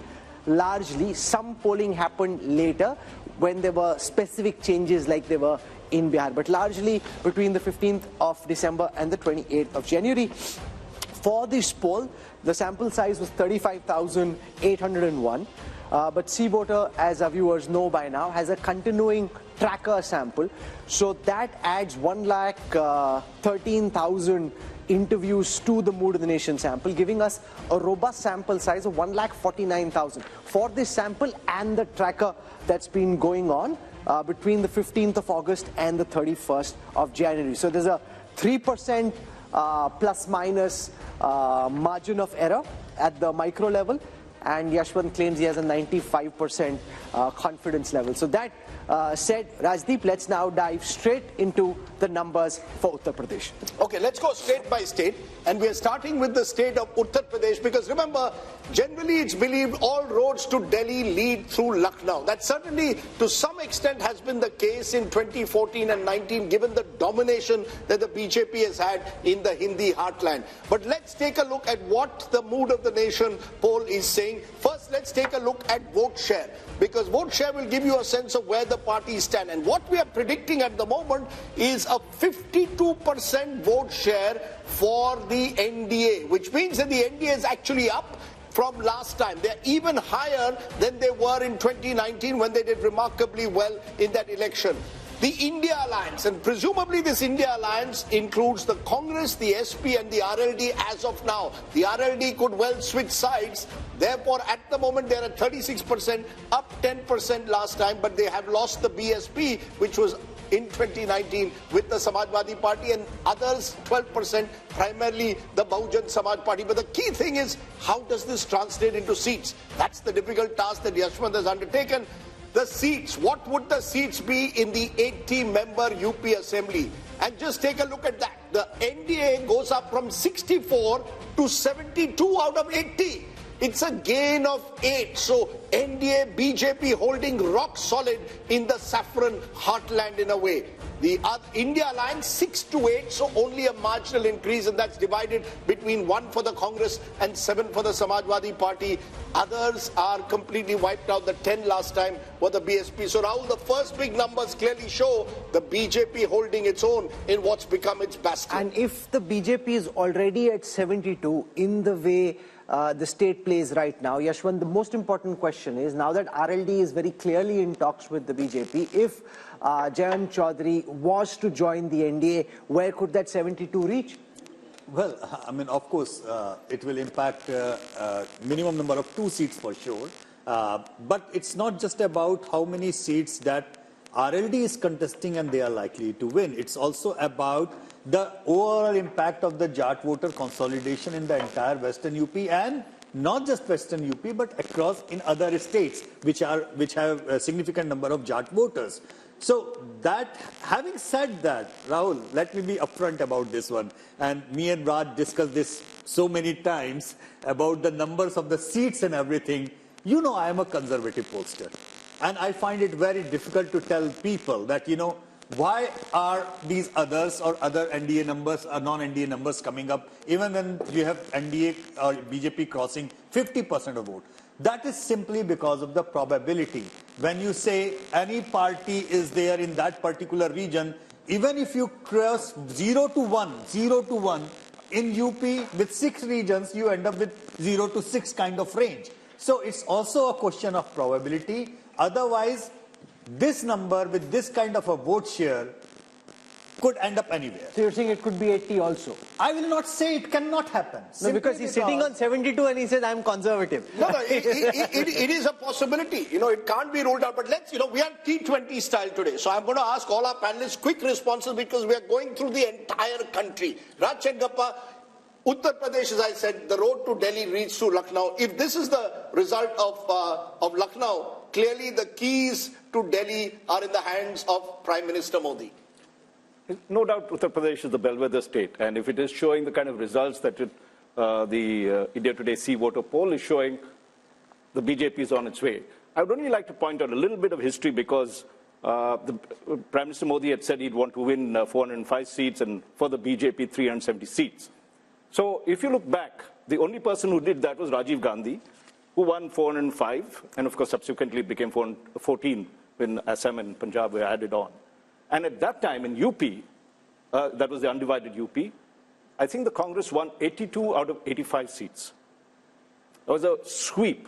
Now, if we are going by these figures, and as they've touched 50%, I'm sure the other pollsters would say that the BJP would require to max in Uttar Pradesh if it has to get its target of 370 that it wants. Remember, those two elections are very different, Amitabh Tiwari, because the 84 election was held in the aftermath of the assassination of then Prime Minister Indira Gandhi. It was an election won largely on the back of sympathy. Here is Prime Minister Modi, who's been in power for 10 times. This is not a empathy, sympathy vote. This is a performance vote. If you end up 72, or if Yashwant says could be even higher, that would be the most incredible performance imaginable. Yeah, so if these numbers hold true, if you see whatever is BSP's loss of 10 seats is largely accruing into the tally of the BJP. BJP is gaining 10 seats at the expense of BSP. So if these numbers hold true, then what is clearly being shown is that it is largely a pro-incumbency vote. It is a pro-Modi vote, it's a pro-development vote, it's a pro-vote for his policies and the way he has handled the economy. But are you surprised because Rahul Verma, Uttar Pradesh was for a long time, for about 30 years, completely fragmented.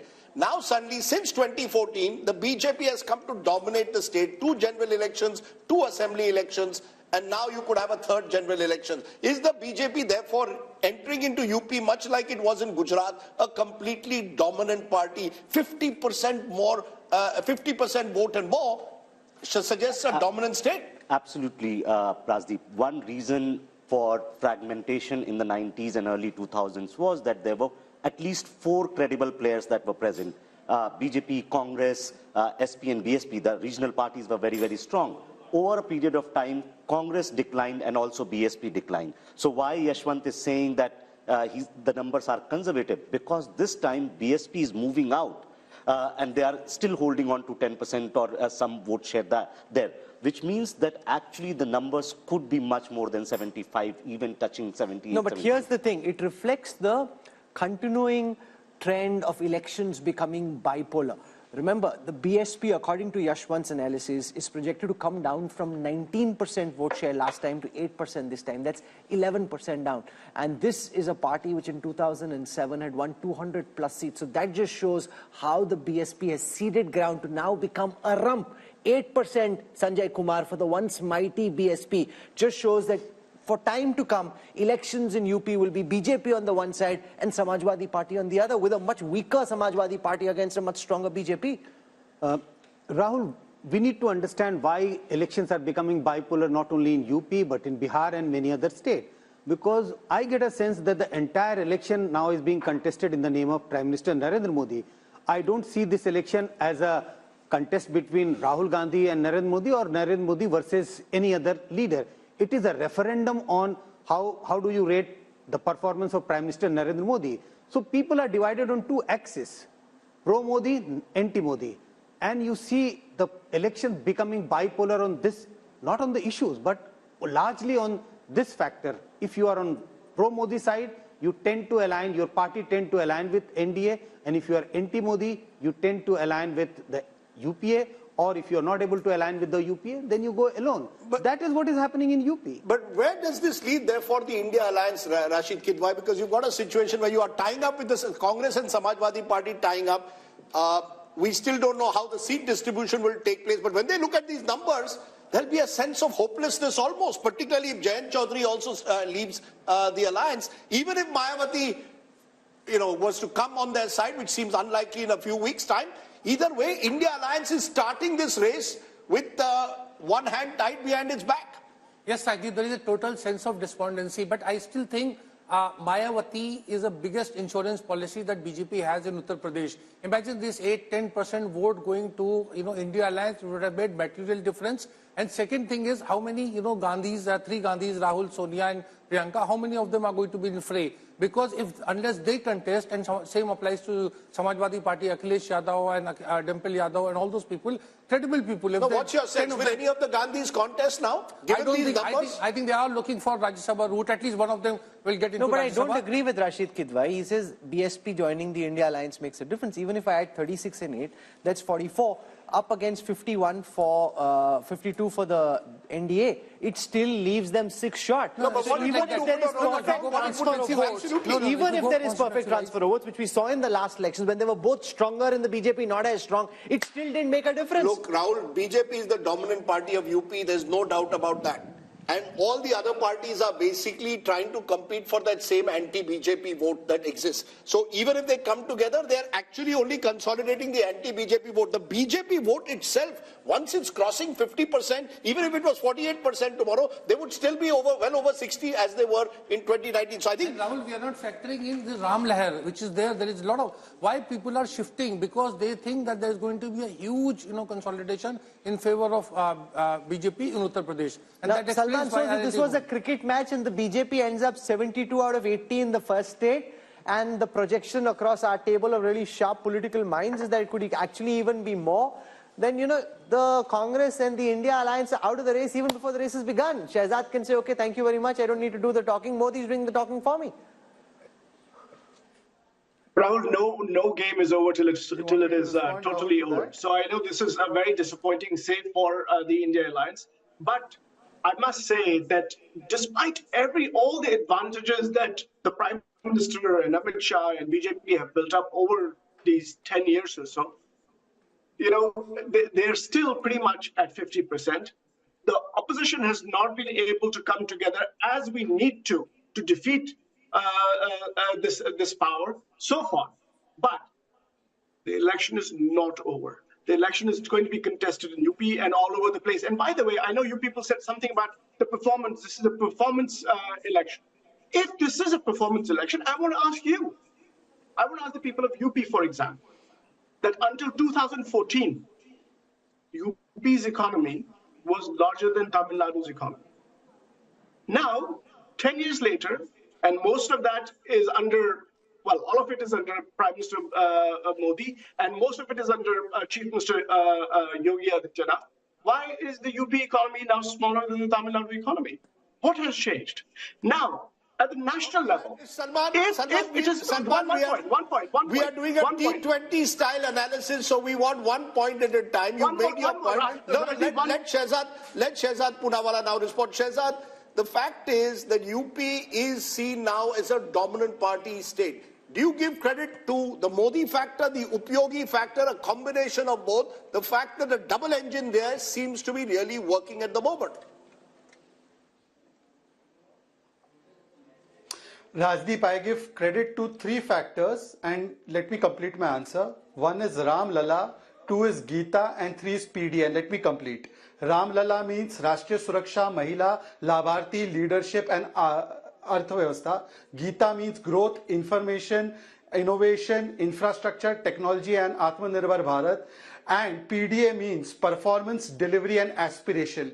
Today, Rajdeep, Modi ji and Yogi ji have converted the vocabulary of people like you from anti-incumbency to pro-incumbency, where even the most critical cynics like Yogendra Yadav and Rajdeep Sardesai in the democratic newsroom also have to say that BJP ko सबसे ज्यादा number मिलेंगे ही. This kind of conversion happens when time after time the people see the leadership and the performance of the party on the ground and overall, because we have a mission and a vision. We are not people of commission, corruption, ambition and family profession, and therefore I give credit to Ram Lalla, Geeta and PDA. You know, I love his acronyms. He's going to go very far in politics, given those acronyms. Mr. Modi has clearly got a few bucks in the party who know how to use acronyms rather well. What I want to do now is play out a small excerpt from a show we had earlier today from Lucknow, where we spoke to voices on the ground, trying to get a sense of the pulse in Uttar Pradesh. So here are some excerpts from the Mood of the Nation poll from Uttar Pradesh from earlier today.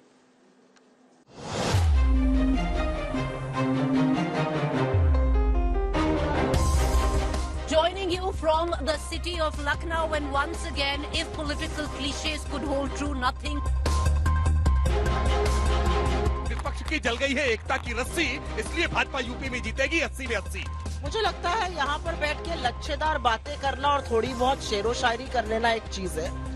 आप धरातल पर आके असलियत देख लीजिए। हम पूरे विश्वास के साथ कह रहे हैं कि कांग्रेस पार्टी का उत्तर प्रदेश में खाता नहीं खुलने देंगे।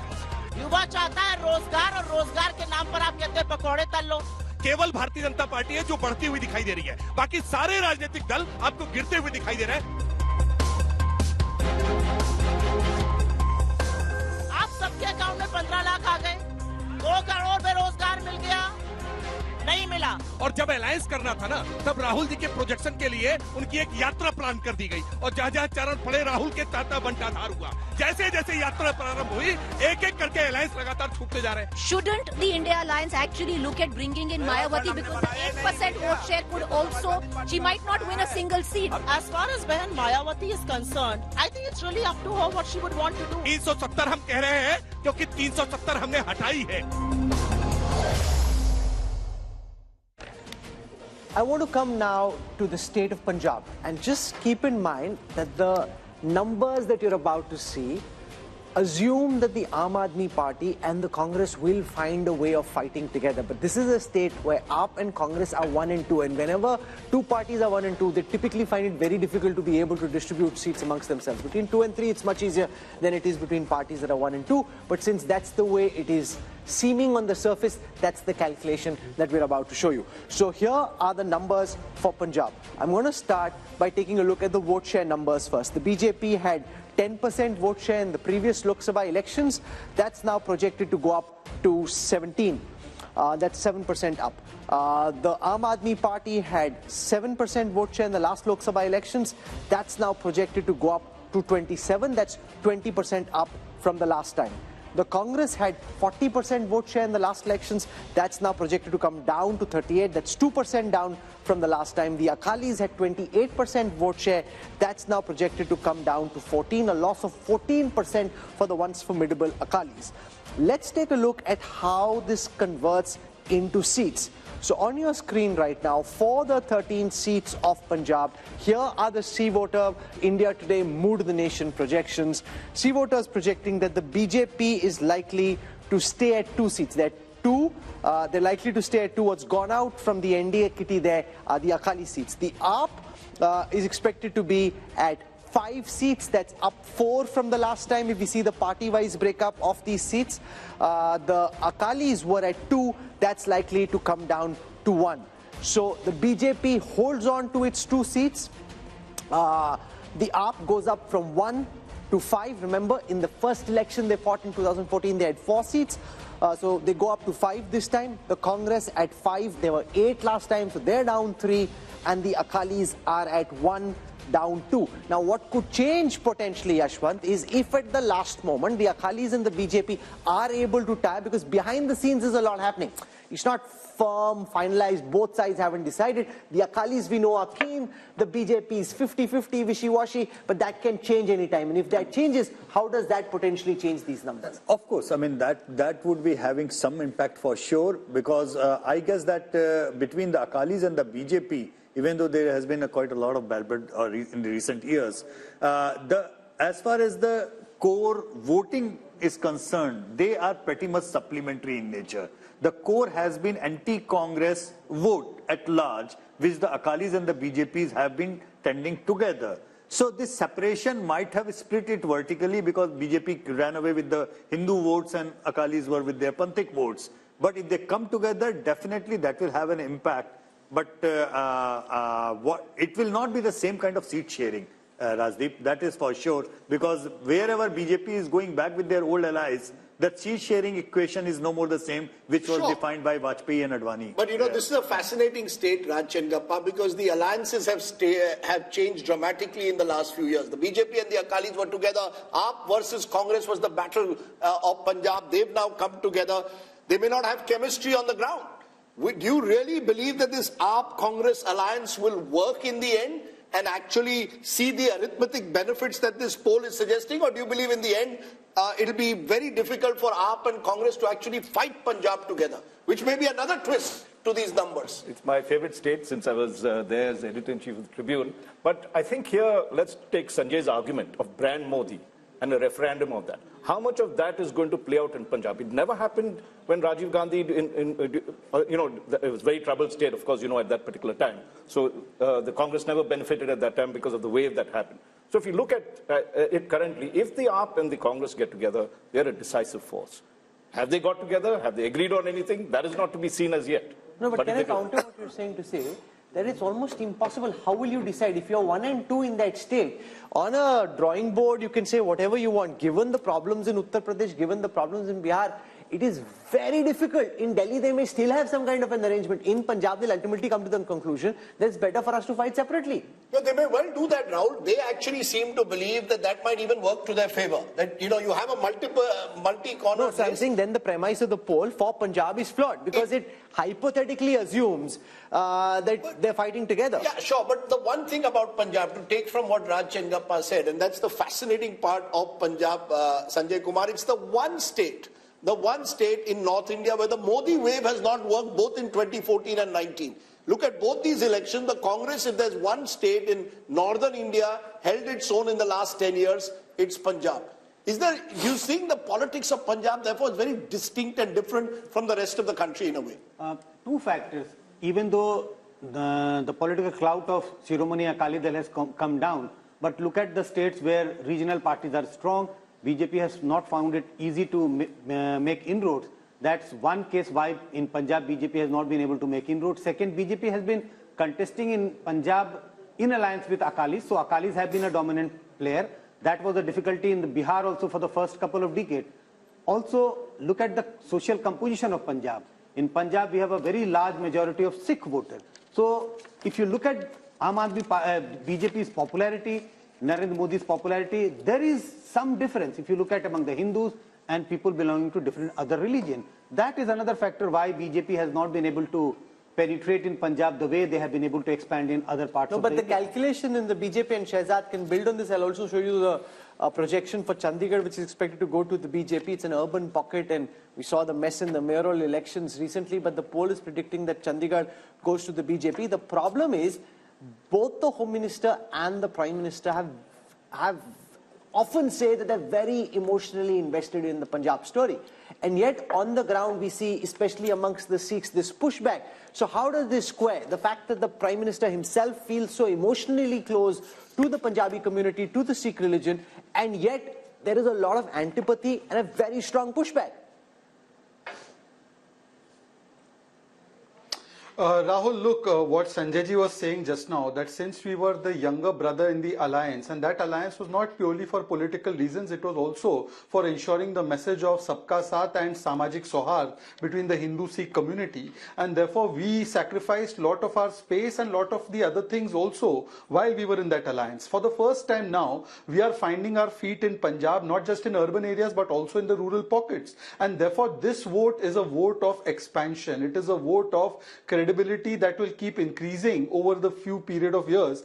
And look at the outreach that Prime Minister Modi has done towards the Sikh community. It is not a political outreach, it is an emotional outreach, whether it is celebrating the Prakash Parbs of the great gurus of the Sikh community, whether it is celebrating Veer Balas Divas, or whether it is reaching out to various sections, whether it is the FCRA clearance on Harminder Sahib, langars that we are making GST free. So I think there is a concerted effort. Not everything is done only for political purpose. Some things are beyond politics. For Rashtra Niti, we have done a lot of things, and I think that is also being reflected because Punjabis are very patriotic people. They are ready to sacrifice their lives for the nation. They have contributed so much to the armed forces, and I think you'll see, because the kind of mismanagement Aam Aadmi Party is doing. Look at the Nasha Mafia, look at the kind of corruption that is taking place. I'm not saying this. Mr. Sidhu is saying about the corruption.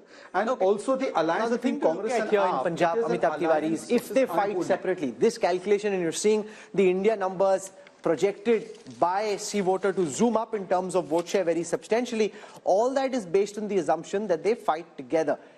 If they don't fight together, and if this is the base where Akalis are at 27% vote share, up 20 from the last time, Congress is at 38% vote share, down 2 from the last time, up at 27, up 20, Congress at 38, down 2, Akalis at 14, down 14. How could Punjab read in the absence of this alliance? See, Punjab is the hotbed of anti-center politics. So even if AAP and Congress do not form an alliance, and unless the Akali Dal forms an alliance with the BJP, these numbers could still hold. So unless the Akali Dal ties up with the BJP, I don't see a substantial difference in the numbers, because the politics itself there is anti-center. Hindu being the majority in the rest of the country, but being a minority there complicates the political dynamics there. And you know, it's interesting to look at this, because if we turn to the next state, because I think these two states reflect just how India's map is so complex. Just turn to Delhi, not too far away from Punjab, where again the Congress and the AAP are trying to tie up. Just look at how the numbers stack up in Delhi. 7 seats on offer, but the national capital is often a barometer of what tends to happen across North India. Take a look at vote share. As per this, in Delhi, even with the Congress-AAP alliance, you have 57% vote share going to the BJP and 40% to the India alliance of the Congress and AAP together, others 3. How does this then translate into seats? 7 seats in Punjab, in Delhi, all 7 went last time, remember, to the BJP. All 7 will go back to the BJP as per this poll. So that takes off from what Amitabh Tiwari just said. Punjab is almost sui generis, Rahul Verma. There, if the Congress and AAP tie up, they do very well. They tie up in Delhi, where the AAP is in power again, and yet it's a clean sweep for the BJP. Does this reflect urban mindsets and Delhi mindsets versus the anti-center mindset, as Amitabh put it about Punjab? Yes, a little bit, Rajdeep. That Punjab, the demographic composition is different. It has always had an uneasy relationship with the center, even when Congress party was in power in 1970s and 80s. But you have to also understand that this alliance in both Delhi and Punjab is not easy. Because in Punjab, Aam Aadmi Party feels that they can gain these seats even without the Congress. So you've seen Chief Minister of Punjab making statements that we don't need to have an alliance. And in Delhi, even if they come together, they will not be able to make any dent. No, but why not? Why, you know, the reason is that Congress explain why the Aam Aadmi Party in 2 consecutive elections has swept Delhi, but the BJP has swept Delhi in Lok Sabha. So BJP continues to hold 40% vote share in Delhi, no matter which election is happening. Congress gets 25% when Lok Sabha happens, but when Vidhan Sabha happens or MCD happens, Congress comes down below 10%. So that entire Congress vote, which is in Lok Sabha with them, actually shifts with the BJP. So AAP continues to be around 45 to 50% in assembly elections. But in Vidhan Sabha, BJP gains. No, my view is it's the Modi factor. You know, what seems to be is that the Lok Sabha elections, you look at Narendra Modi. When you're fighting a state election, you look at Arvind Kejriwal. That's happened 2 elections in a row. And it seems, as per your numbers, it's going to happen again. It's a split vote, Rajdeep, and it's happening across India, across all the states, honestly speaking. Each and every state, if you look into the vote share of the last assembly and the last Lok Sabha in together, you will see somewhere between 10 to 25% of jump in favor of the BJP whenever the Lok Sabha elections are there. However, in case of Punjab, I must mention this because it's an important and critical point to add. In the last 10 years, in our daily tracker, there are only 3 states where Rahul Gandhi as an individual leader has scored over in popularity over Narendra Modi. 3 states all across India.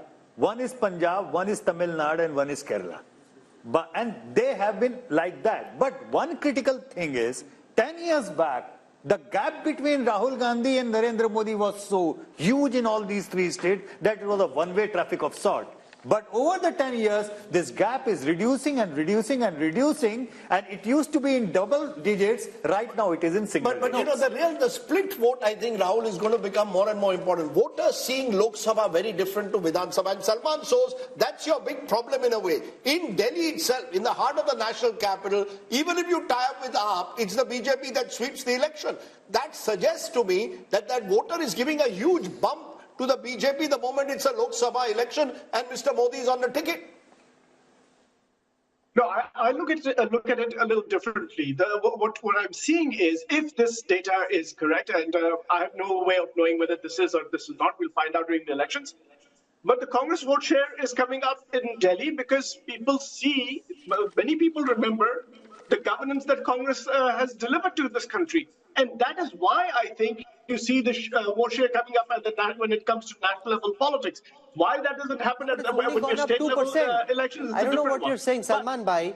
From 23, it's gone up to 25. That's up 2 up. From 18 is down to 15. That's down 3. BJP was at 57. It's at 57. So you're clutching at straws, really. Rahul, I was talking about the comparison with assembly elections. Somebody said that, you know, during assembly elections, the vote share goes down, and during parliamentary elections, it has come up.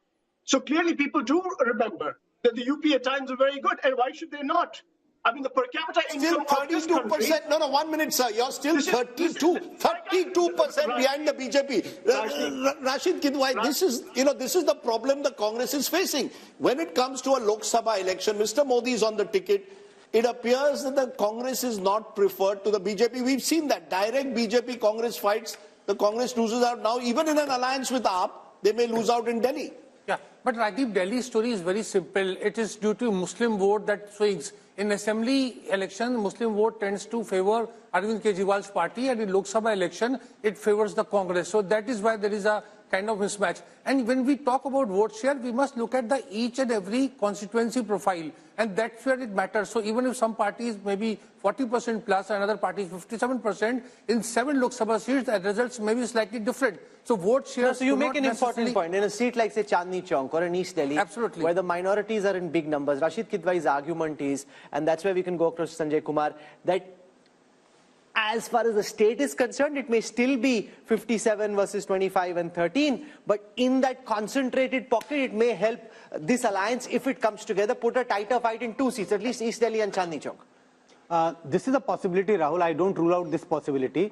But if we are looking at on one side 57 and on the other side it is, say, in the 40s, 42, 45, 46, this is huge gap, makes it impossible that there are chances of close contest or a reversal in a couple of constituencies. The real story is the BJP, which gets about 38 to 40% in Vidhan Sabha, goes up to 57 in Lok Sabha. Abhi to Vidhan Sabha ki baat hi nahi kar rahe. No, that's the story. No, but that's the story. Modi, that's the story for Vidhan Sabha election, not for a Lok Sabha election. Sir, the point is the Modi factor, Rahul, is giving the BJP an 18 to 20% jump. That's the story. From 37, 38%, where it loses to the Aam Aadmi Party, which gets over 50%. So the Aam Aadmi Party is clearly seen as a Delhi regional party. And the BJP in a Lok Sabha election takes it, whatever the minority vote may get consolidated, but the majority vote in Delhi is going firmly towards the BJP for the Lok Sabha. 6 months later, have a Vidhan Sabha election, and the situation at least twice before has been very different. This time around, we don't know. So I think that's Rahul, the significance. wanted to make a quick point. Yes. Two things. One, the minority factor will come into play only assembly elections, where the assembly constituencies are smaller and then you have enough number which can swing vote. Even in Chandni Chowk, you don't have 50% Muslim population which can suddenly turn the seat. And besides, after delimitation in 2008, the entire composition of these seats have changed. Actually, in Delhi, there is not even a single Lok Sabha seat now which can say that, okay, minority votes are the decisive vote here. Earlier, the Chandni Chowk, before till 2009 elections probably, that was the probability, but after 2008, delimitation. No, but in Delhi, if AAP and Congress are on the same ticket, it does make things more exciting. It does certainly, absolutely. It makes it could still be 7. But having said that, you know, it's also the fact, you know, Rajdeep, Sheila Dikshit ji was very clear, very clear that if Congress has to revive, they have to make sure they do not go with Aam Aadmi Party. Without you know, that's how. Is also clear. She has been very clear. So I really think, Rahul, the story which we must stress is this Modi factor. Because this kind of split verdict. But you're sounding surprised about it. No, because it's nowhere else in the world. You see, go across the world. A Republican state will vote for the Republicans, both for the Senate usually and for the presidential election. In India, you're seeing it now in 2 consecutive elections. For Delhi, we want Arvind Kejriwal, but upar hamare liye Narendra Modi. And you're going to see it across the country. Because America doesn't have a Modi, that's why. I don't think it's as simplified as that. I think the Indian voter has very consciously decided who I want for chief minister and who I want for prime minister. And I think it is fascinating because I don't think, as I said, I don't know any other country in the world where it happens. No, we make too much out of this, and this is my personal opinion.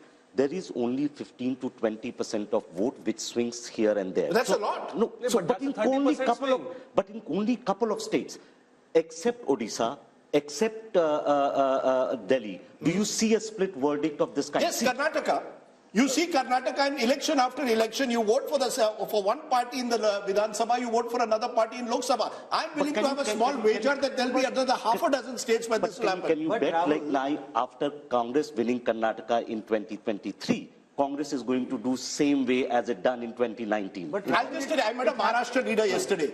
He said, we have put all our eggs, a Maharashtra Congress leader, we have put all our eggs in Vidhan Sabha. I said, what about Lok Sabha? He said, Lok Sabha madhe Modi aahe. Please understand. That's how they are seeing it. You're the reality on the 2019. Madhya Pradesh, Rajasthan, Chhattisgarh. Let's come to Madhya Pradesh and Rajasthan because this is a fascinating political adda, and if we go on, we can be here all evening. So I want to come now to Madhya Pradesh and take you through the numbers. We need to just step on the pedal a bit so we can go. Otherwise, we'll be here all evening. So in Madhya Pradesh, the BJP had 28 seats. Apart from Chhindwara, they won 28 out of 29 seats. This time, they're expected to come down to 27.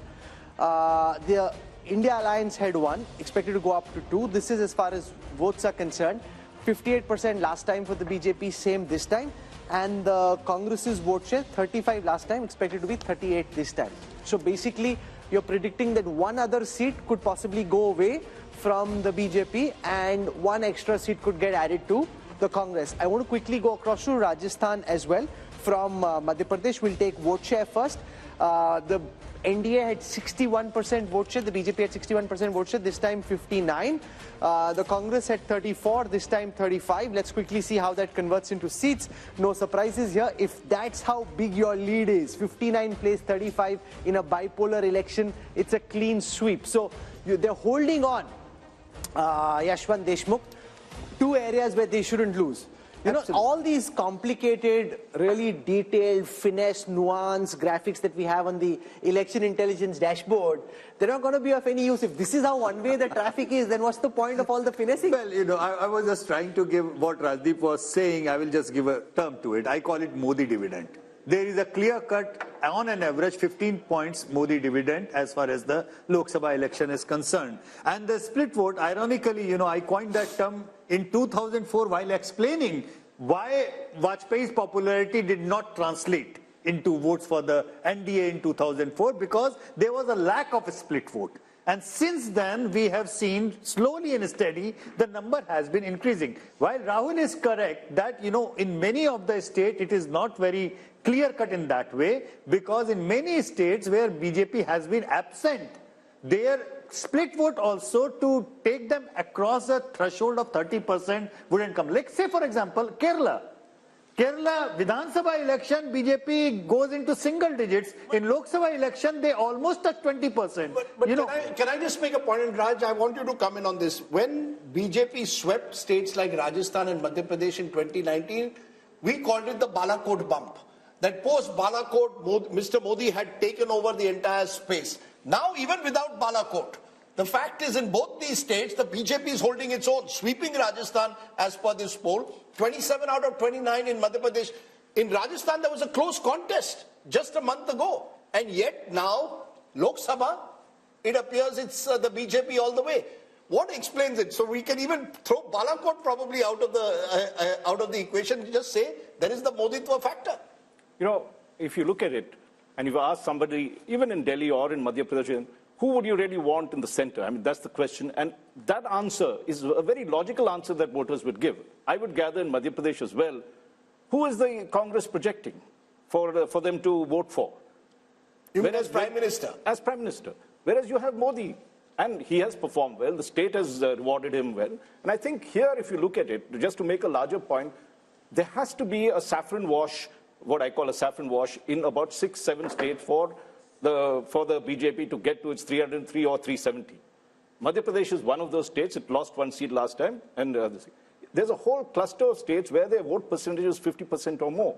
I think, let's take the seats, 223 seats or so, where their margin is so big, over 5 lakhs or something, that they will win. Madhya Pradesh is one of those states that's there. So there are 2 points I'd like to make. One is what you were saying earlier, that the Modi factor will work very, very strongly to dispel any state kind of resistance that is building or any Congress support that could move towards Rahul or anything that's there. And 2, these are the kind of states where when we have 50%, the opposition has no chance. Sure, but Amitabh Tiwari, this comes back to the point which many people have been making, that the real battle for the opposition was to try and take on the BJP, where there's a direct BJP-Congress fight. 186 seats last time where there was a fight, the Congress won just 12. If these numbers are to be replicated, it once again shows where the Congress is the main opposition, i.e. Madhya Pradesh, Rajasthan, the BJP is the front runner, and you're seeing the Prime Minister in all his recent speeches not focusing on regional parties, targeting the Congress, the Kamzor Kadi, as the BJP sees it. Yes, so one of the main reasons why BJP is again sweeping both these states is because it is facing Congress as the opposition, number one. Number two, the India alliance partners do not have a single vote in these 2 states. So there is no advantage to Congress of any India bloc formation because it does not get the reciprocity. And number 3 is that, as you said, the Modi factor, let's say. So 33% people, or rather 37% people, voted on the name of the PM face. So if you don't have a PM face, you are excluding 37% of the voters from the target When will these segment. numbers leave the Congress party? They've lost Madhya Pradesh, they've lost Rajasthan Assembly election, they've lost Chhattisgarh. Now you've got a possible sweep as per this Mood of the Nation poll. Will it only further demoralize the Congress in the heartland? Rajdeep, actually that's the real trouble with the Congress party, because Congress is strategist, and that includes Mr. Yogendra Yadav, a new addition in team Rahul Gandhi. And I heard, once he told you also in an interview, he seems to think that the, Congress will get 7, 8, 9 seats in Rajasthan, 5, 6 seats in Madhya Pradesh and in Chhattisgarh. So there is, he's converting that vote percentage, that 40% plus vote percentage of the Vidhan Sabha into Lok Sabha. And that is where I think there is a tactical error, but Rahul Gandhi is buying that. And India Alliance is buying that. Salman shows this is the real problem in a way for the Congress party to revive itself. These are the states where you needed to focus upon in the last 6 months. You've lost assembly, and now you could be wiped out in Lok Sabha. Rajdeep, you are thinking that the only people who are fighting this election are basically Khargeji and Rahul Gandhi. We have leaders in our states.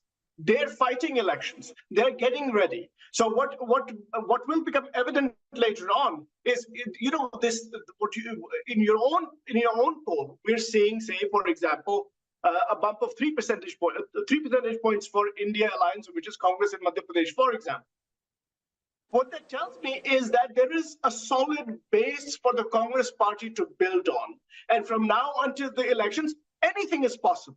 So, yes, the perception that is being built is that the Modi ji has won, everything is done. And by the way, yes, exactly, the PDA. Let me get to the PDA that my friend Shahzad talked about. The PDA is, what is it? It is propaganda. There is nobody who does propaganda more than Narendra Modi and the BJP. What does D stand for? D is destruction of relationships between brothers, Hindus, Muslims in this country. And what is A? A stands for arrogance of party, of money, of control of media.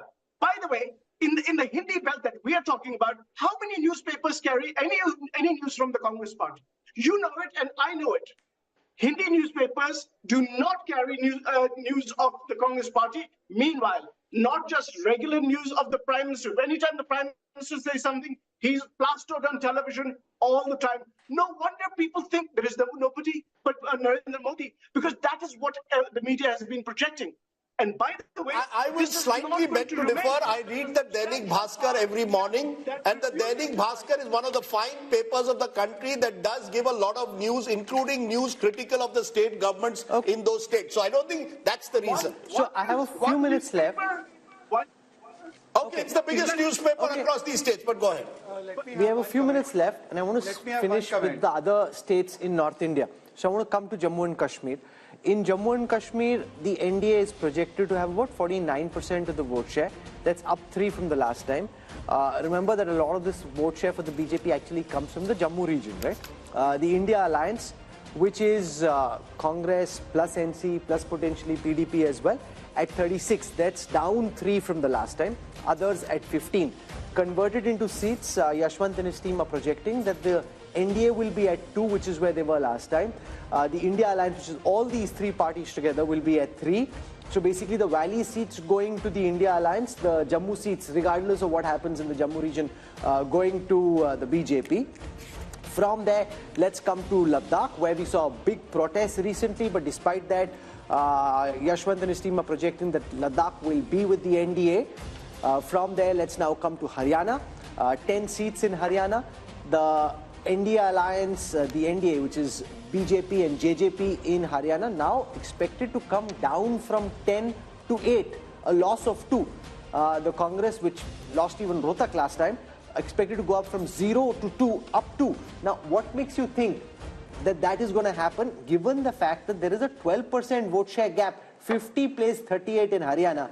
Haryana don't count the vote share gaps as such, because you remember that Haryana assembly election, out of the fact that BJP was having a almost 10% gap lead over the BJP, I kind of predicted that BJP will sweep, but it became a hung. Where on earth did you find that a party with a lead of 10% votes and still ended up in a hung assembly in Haryana? So there are 2 different kinds of Haryanas. Let's be very upfront about it. You know, there are 2 different Haryanas, and it's not regional. It's about the demographics of different seats. And the seats where it would be a Jat-dominated seats, they will be problematic for the BJP. The non-Jat seats would be easier for the BJP to win. Let's come to Himachal. Himachal is the one state we haven't dealt with in the north yet. Himachal, 69% vote share for the BJP last time. This time expected to be 60%, down 9. The Congress at 27, expected to go up to 29. Remember, in Himachal, of the 4 seats, they are predicting that the BJP will pick all 4, the India Alliance none. The government in Himachal Pradesh at this time is the Congress government of Sukhwinder Singh Sukhu. Despite that, the Congress makes no gains in the Lok Sabha election in Haryana. Then the last state is Uttarakhand, where they're predicting just a small dip in the NDA's fortune when it comes to vote share, from 61 to 59, down 2. India Alliance at 32, up 1.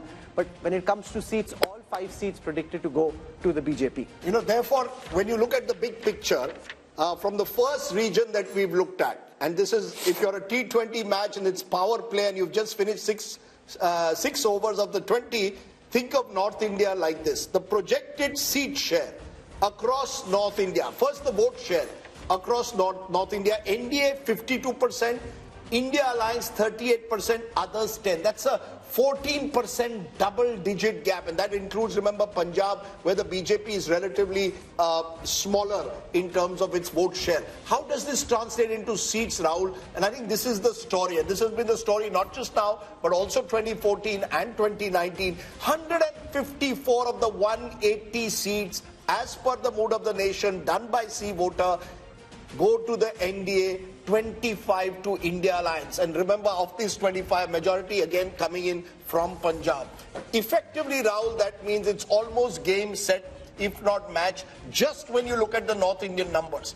I mean, it is almost impossible then for any side to match up when you lose so big in such a large part of the country. And it's been the northwest monsoon that has really won the BJP 2014 and 19. We haven't come to the west yet. You've seen the northern torrential downpour in favor of the BJP. We'll show you what's happening in the east and what's cooking around the Bay of Bengal in the east, and what's happening in the west along the Arabian Sea. So all that coming up in the second hour of programming. We've dealt with the north, where if this was, Rajdeep said, a T20 match, you know, there's just one-way traffic in this T20 match. You've got one team which is blazing away. 6 overs, 100 runs. Huh? 6 overs, 100 runs. 14 runs and over, or 15 runs and over. Which, you know, really makes it almost impossible to come back. And the thought that's coming to my mind, you know, there you see my election intelligence dashboard working.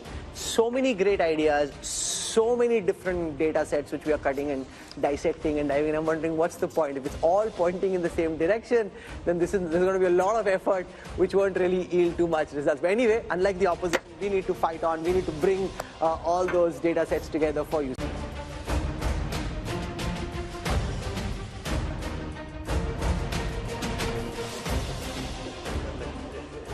Welcome back to the mood of the nation. India Today's biannual survey with C voter, which is telling you just ahead of the general elections what will happen in state by state to give you the big picture. Who's winning the battle for 2024? We spent the first hour dealing with the North Indian states. We'll now switch to the south. And remember, Rajdeep, there's been this big north versus south effort that the opposition is making to try and build a narrative around how North Indian states are different from South Indian states. Do South Indian states truly feel and vote differently? We'll find out in this hour. Remember, we've given you the North India numbers in the first hour. 154 of the 180 seats going to the BJP-led NDA.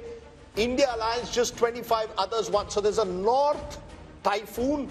What's happening in the south? Is there a hurricane the other way around? Let's start. India mein cyclone aata hai, sir. Cyclone, okay. The southern cyclone. Sorry, the southern cyclone and there are cyclones that take place in south of the country. We're starting with Karnataka, a state which, remember, went to the polls 7 months ago in Vidhan Sabha.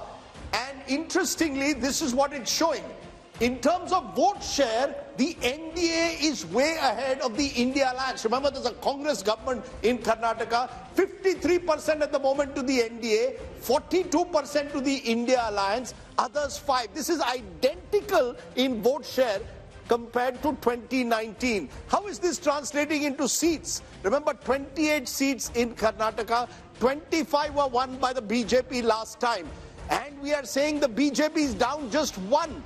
24 from, remember, 27 now includes the JDS, which has joined hands with the BJP there. So the BJP, JDS 24, that's down 3, but they're still holding its own. India Alliance just 4 in a state where the Congress is in power, and India Alliance means effectively Congress here, others 0. So you've got the first southern state giving bad news to the Congress party. And Rajchenggappa, it's your home state, so why don't you kick off? It suggests very different verdict to what we saw 7 months ago when the Congress won pretty decisively. But let's say, Rajdeep, it's not surprising in Karnataka. It's if history. You recall it started from Karnataka when Rajiv Gandhi swept Karnataka, winning about 26 or 28 seats in 1984. Within 3 months, Ramakrishna Hegde was elected as chief minister. We're going to see the reverse polarization happening in this case, where for Karnataka they felt that the Congress was good, it was needed because the BJP government was not effective, and therefore the voters likely to tilt towards giving Modi the mandate, because he did campaign extensively there. He did push, if you remember the final phase, a certain percentage up over there. So Karnataka, and the other thing BJP has smartly done is tied up with the JDS. So the Vokliga vote, which would have made a decisive difference in Old Mysore and others, is getting split across these two. And secondly, if you look the way they have mended fences with the Lingayats, bringing Vijayendra, who's the son of Yadurappa, into the picture, the BJP has tried to cover its flanks. But let us see. I mean, Shiv Kumar is a wily contender, and you might see a little more seats going this way towards the Congress. So, Yashwant, given the fact that Siddaramaiah and Shiv Kumar were in Delhi, and now you've got DMK ministers, you've got Pinari Vijayan trying to hit out at the center for not giving enough finances to the south, could that potentially become an issue? Because I was seeing in the south, there was a lot of traction, at least in social media, around this issue. As of now, it's just in its infancy. Could it build into a bigger headache for the BJP in the weeks to come? Possible, because you see, without the JDS, BJP was in deep trouble. And they were pragmatic enough to take that much of arithmetic along. 6 months back, the same MOTM was showing BJP was in disarray because 10% approximately JDS votes of Vokaligas going along that. Now that's largely in Old Mysore. Largely in Old Mysore. But the thing is that it's not just like, it might be decisive in Old Mysore, but there are pockets in across Karnataka, particularly in North Karnataka, where even 5 to 6% of Vokaliga votes shifting the BJP way will do the magic. However, the point which you are making, it's a North versus South divide, and the campaign that we are now watching in social media, that is an uncharted territory, because I don't think any election whatsoever in the last 75 years, that play has been there. Barring the Tamil Nadu politics, outside that, the North-South divide was never played like that. So that's important. It's very important. And this issue is still just about germinating. Just germinating. Amitabh Tiwari, is there seamless transfer of votes from the Janata Dal secular to the BJP, or do you think it might seem like that, but on the ground, it's not so easy to transfer? See, JDS vote is largely anti-Congress vote. See, the regional parties have been born out of anti-Congressism. And if you see the gap between India bloc and the NDA bloc, it's 11%, and out of which 9% is largely JDS. So JDS has pockets of influence in not only the old Mysuru, but even the Bangalore region. There, the implementation of schemes has been very good. And Congress is trying to project the Karnataka model as their model. But historically, BJP has been strong in Karnataka. From 1919 to 2019, they have won all the elections barring 1999. And surprisingly, BJP today, even in 2019, is the single largest party in South of India. Because South of India, there are regional parties who dominate and not the Congress party. Sure, and that's also primarily because they won 25 seats in Karnataka last time. So Rahul Verma, let's come back to our debate that we had when we discussed Delhi.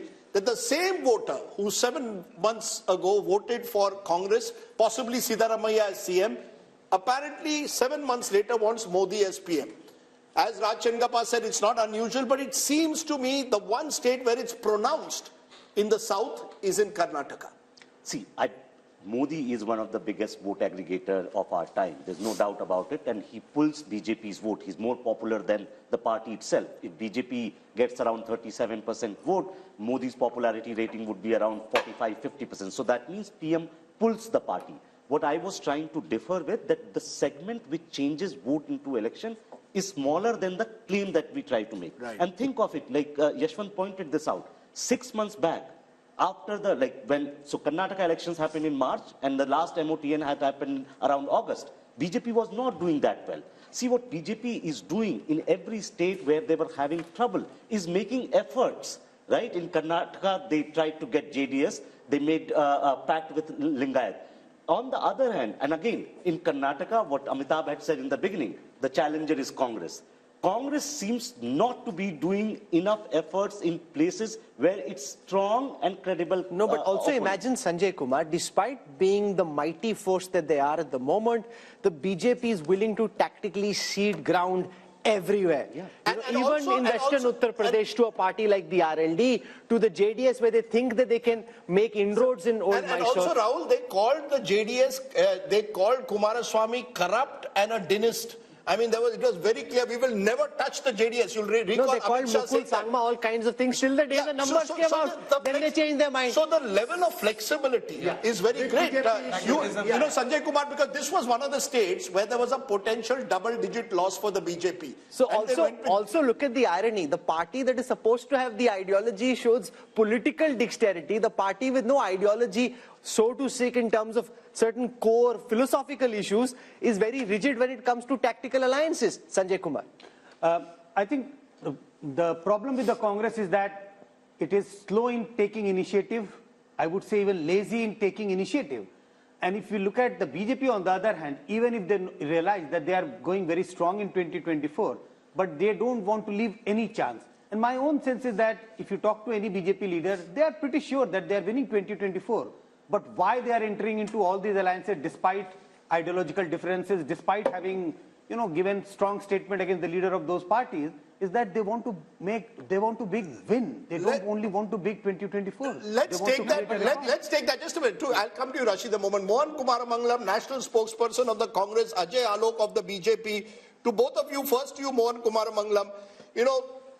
There's so much of talk of the Karnataka model, that the Congress is saying the guarantees that we have given will win us an election. The numbers at the moment are showing, at least in a Lok Sabha, that's not working. I spoke to Mr. Siddaramaiah only yesterday. He seemed very confident. He also is playing this sort of discrimination against Karnataka card. But at the end of the day, our numbers are showing the BJP virtually repeating its performance of 2019, which would be hugely significant. If your numbers do bear out, Rajdeep, it would be hugely significant, no doubt. But I think your survey was conducted between December, May to January end, if I'm not wrong, which is at the height of the Ram Mandir propaganda craze that happened. And everything online, everything on TV, everything you turned on any channel was about the Ram Mandir. So I think definitely that sort of hysteria would have been captured somewhere in your survey. I don't think that they would find it easy to maintain that kind of momentum going forward. The other thing is the arithmetic of JDS plus BJP might look right, but I don't think the chemistry works at all. Just for example, Kumarasamy was in a rally with the BJP and was wearing a saffron shawl, I think, and the senior patriarch Devagowda came out and said that it would have been better had he been wearing JDS colors. So even something as small as that could be a flashpoint for misunderstanding between the two. The third thing is, you have this national narrative of the BJP that is against nepotism, dynastic rule, etc. So I'm wondering how they're going to reconcile that with pushing Vijendra to the front as sort of the face of their party in Karnataka. You just can't reconcile the two in a national election.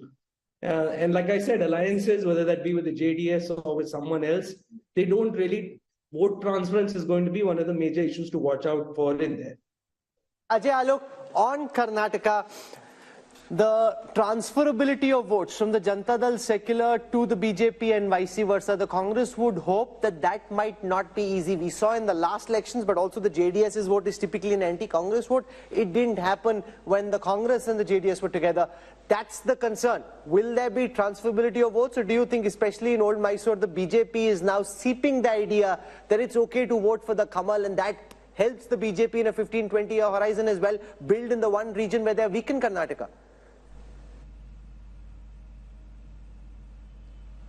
See, one thing they are conveniently forgetting, that Congress snatched almost 6 to 7% of JDS votes in the last Vidhan Sabha election, but they were not able to snatch our votes. Our votes percentage was quite the same, 36.2, what we got and what we got in the last assembly election. And JDS vote bank significantly reduced from 19-20% to 13%, and this was majority vote completely. It was minority vote which shifted to the Congress. Now there is a feeling of angst and there's a feeling of appeasement everywhere in Karnataka, and how the Karnataka government is performing since they have formed the government. So there is a natural chemistry and a bonhomie between JDS and the BJP, and BJP and JDS combined together, we are crossing 50% mark very easily. Sir, with due regard, and with the dynamism and with the momentum of the election going on. Sir, with due regard, when you say natural chemistry, 7 months ago you were name-calling each other.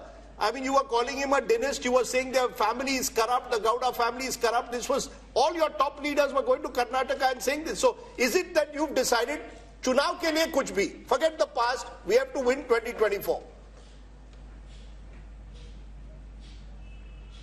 See, चुनाव के लिए कुछ भी नहीं. We are a political party and we have to look at the situation at the ground. And of course, when we are not with JDS, why we shouldn't highlight their problem and what their corruption issue was. The Congress will also do the same. Now, since they are with us, we have to look at the ground reality of what kind of appeasement politics is being followed in Karnataka. And that are they now not corrupt? My direct question to you is: JDS not corrupt now? Is JDS now no longer dynastical?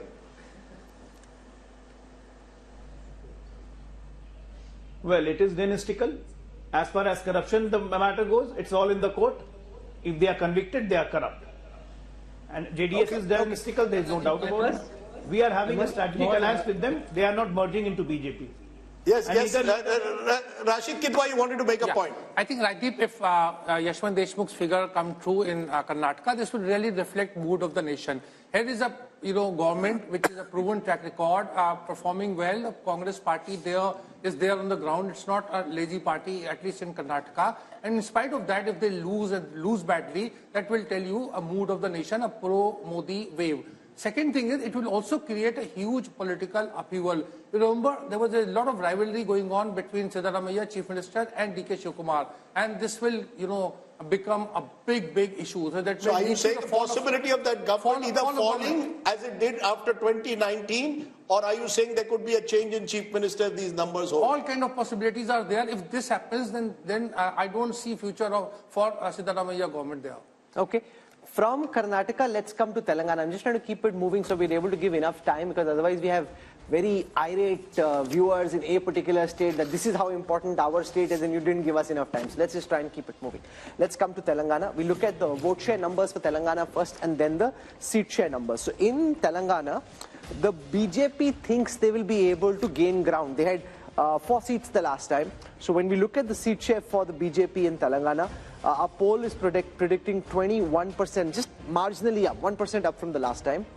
The big jump here is for the Congress, which was at 30% last time, this time at 41%, whereas the BRS and the other parties, which includes OVC, coming down to 38 from 50% the last time. So the big change really is the bump in the fortunes of the Congress and the decline in the fortunes of the BRS. How does this translate into seats? The only sliver of hope that we're seeing of all the numbers that we've put out so far in the Mood of the Nation opinion poll are actually coming from the 17 seats of Telangana, where the Congress's tally is expected to go up from 3 potentially to 10. That's up 7 from the last time. The BJP was at 4, could come down to 3. That's down 1. The BRS was at 9, could come down to 3. That's down 6. The AIMM stays where it was the last time. So OVC wins his seat. 3 to 10. Now, from what I know, Amit Shah and the BJP big guns will be figuring out some way कि इनको ये 10 नहीं देनी है, इनको कुछ नहीं देना है भाई. Rahul, the fact is honeymoons do exist. I know that we are in a world where even live-in relationships are now looked at with a question mark, but a honeymoon is still fine. In the poll, the honeymoon is on. Whether it will be on in May or not, we don't know. This is the one state where at the moment, Yashwant's poll seems to suggest that the honeymoon is on. They just won an election, 2 months ago? And therefore, there isn't even enough time for any anti-incumbency as of now to build. That's the sense I get, Yashwant. Am I right? Because in the contrast with Karnataka here seems clear, where the Congress is still very much the new party that has just toppled a 10-year-old government. I think Congress is reaping benefit of the popularity of Revanth Reddy. I think what is happening here is that in absence of any national leadership popularity or popular national leadership, Congress has to now look around for the popularity of their local leaders, and this is one state where definitely the popularity of Revanth Reddy is. So why is it working in Telangana but not Karnataka? It's not working simply because we have got 2 popular contenders, and Rashid bhai might be able to tell this, but I am dead sure that the Deputy Chief Minister of Karnataka would not like Congress to win in Karnataka in Lok Sabha election, because if Congress loses Karnataka in Lok Sabha election, that paves the way for him to become the Chief Minister. I think this is a bit unfair because Mr. D.K. Shivkumar, and Rajdeep would correct me if I'm wrong, played a very big role even in Telangana, the amount of efforts he made there. So so far he's a disciplined soldier of the Congress. But let's be very clear. It appears one regional party is the one completely getting squeezed out here. Chandrasekhar Rao has virtually gone dormant since that defeat. That vote, the Congress seems to have captured to a large extent if these numbers hold. And the BJP has its pockets in Telangana but has not been able to truly spread across the state. Would that be a fair understanding, Amitabh, of these numbers? Yeah, I see. In a largely bipolar national election, the regional parties tend to get squeezed out, and Telangana is one of the states. But it reveals a very fascinating insight: is that Congress, wherever is it gaining, it is gaining at the expense of regional parties.